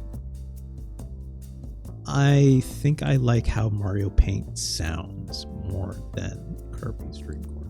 Kirby is fitting within its own aesthetic for sure. It's got the Kirby sounds, it's got the Kirby noises. It did the jingle when Kirby finished the course and you did the dance, right? Mario Paint has more delight in that way. I will give this to Mario Paint for that. But which one did I like playing more? Which I don't need to rehash with Mario Paint. I do not want to play Mario Paint again. Sorry, Taylor. I just do not. Not currently. Maybe someday. Not currently. Mario Paint definitely much more unique product of its time, and I will always reward Nintendo flying its freak flag, doing weird stuff. Kirby, definitely very weird, but known quantity at this point, right? Even if this was the first Kirby game that I played.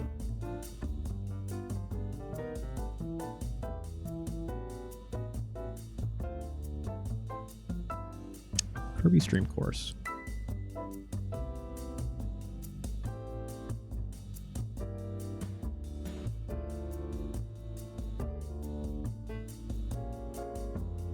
I would like to play more Kirby's Dream Course. I would not like to play more Mario Paint. Congratulations, Kirby's Dream Course. You're new number 2. I'm not going to further delegate to go into Super Punch-Out because I don't... Or should I? No, I should. I should. This is too early. Make it too moves. Although, is this signifying something? Is Kirby's Dream Course better than Super Punch-Out?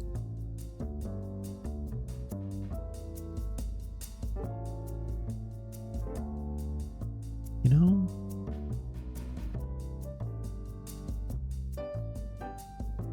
Very similar conversations. An easier conversation than comparing to Mario Paint, that's for certain, right?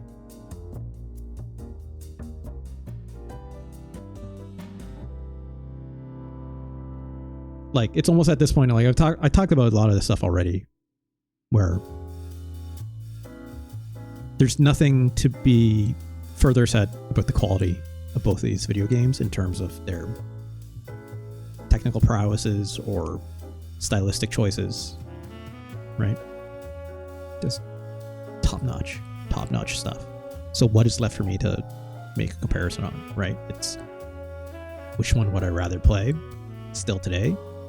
Which one did I play more growing up?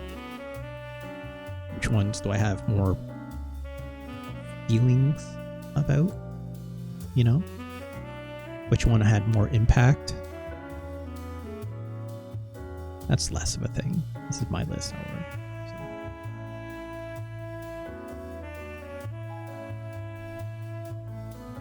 Yeah. This was right. My presumption was correct. Kirby's Dream Course, 1994. You're number 2. You're number 2 on this list. I think so. That is correct to me. Sorry, my hair zero. I know it's probably... I don't know if it's number one for you or not. You tell me where you'd put it, but it's like... Going into today, I thought this game had a really, really good chance to claiming the number one spot. But like... I don't know if... I don't want to blame it on like this time limit I'm putting on myself to not play more of it. But it's like... I would still rather load up a quick game of Super Punch-Out over this, but also I would rather still... it's...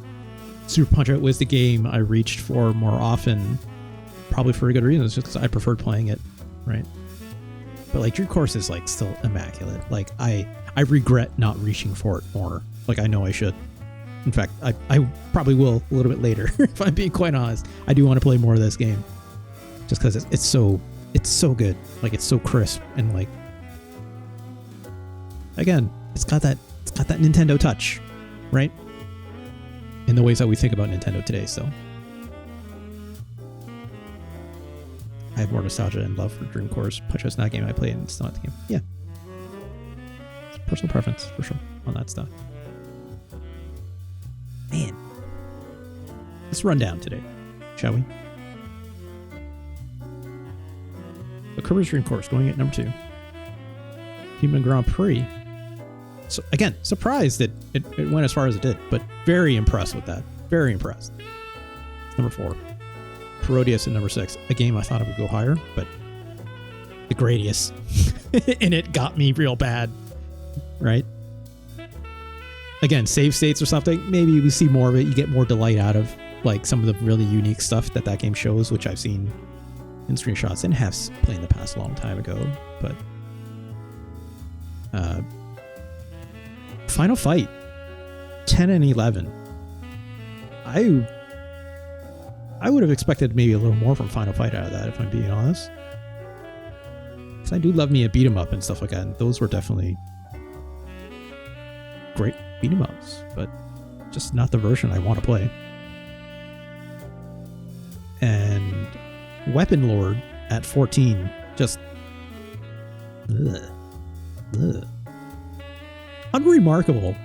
unremarkably bad. Like that's the other thing I'm very surprised about WeaponLord. It's like, other than like, there's nothing notable to say about it other than like, even I'm surprised how few animation frames are in like the fighting. It feels whatever, but it's also like the jab that not Conan guy was doing was just ugly. That's just ugly to look at overall. Like, just please. Last but not least. No, last and the least. Pac Man 2. The New Adventures. Verse 17. Just. Fuck that piece of shit. I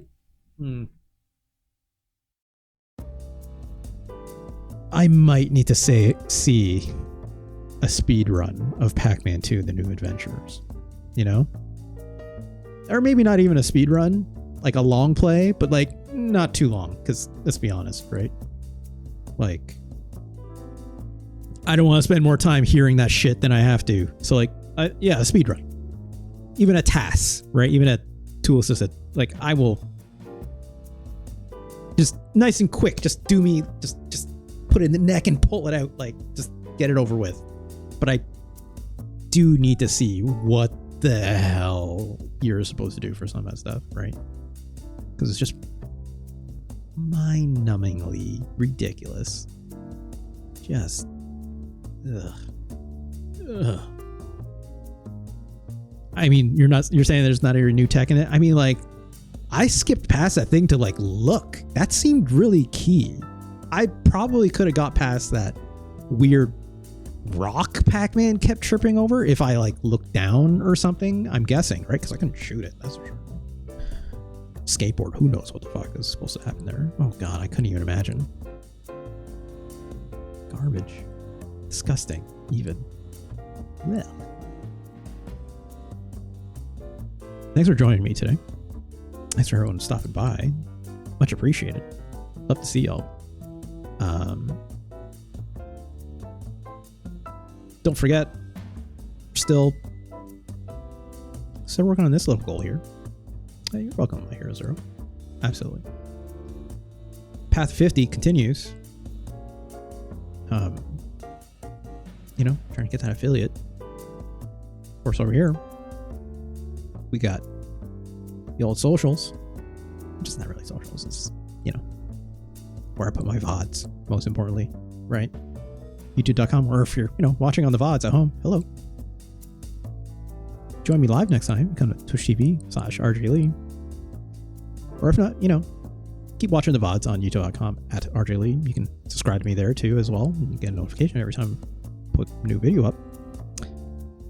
Mostly of this series specifically. Let's rank almost every SNES game. In my other stream, of course, where it's the skill check, where I play a hard as heck video game. I've been playing Sekiro, obviously, recently, which has been a lot of fun.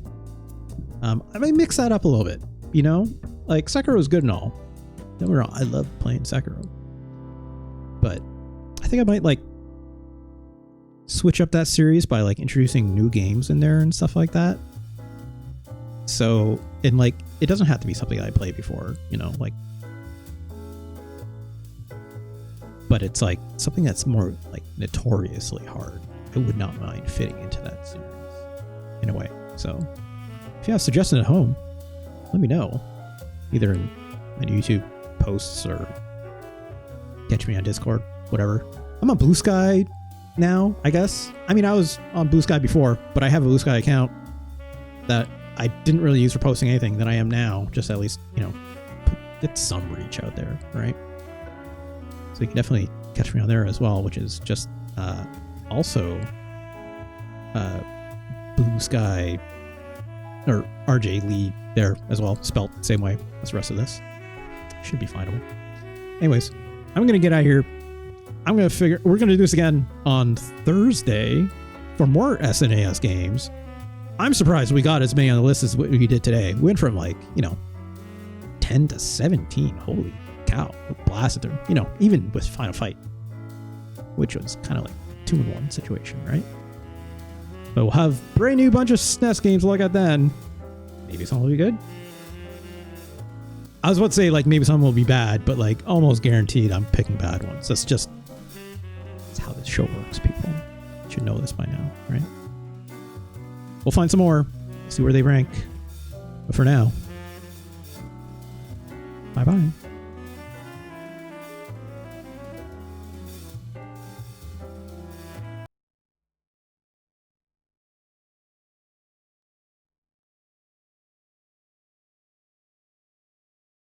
Where'd my music go? There's supposed to be music.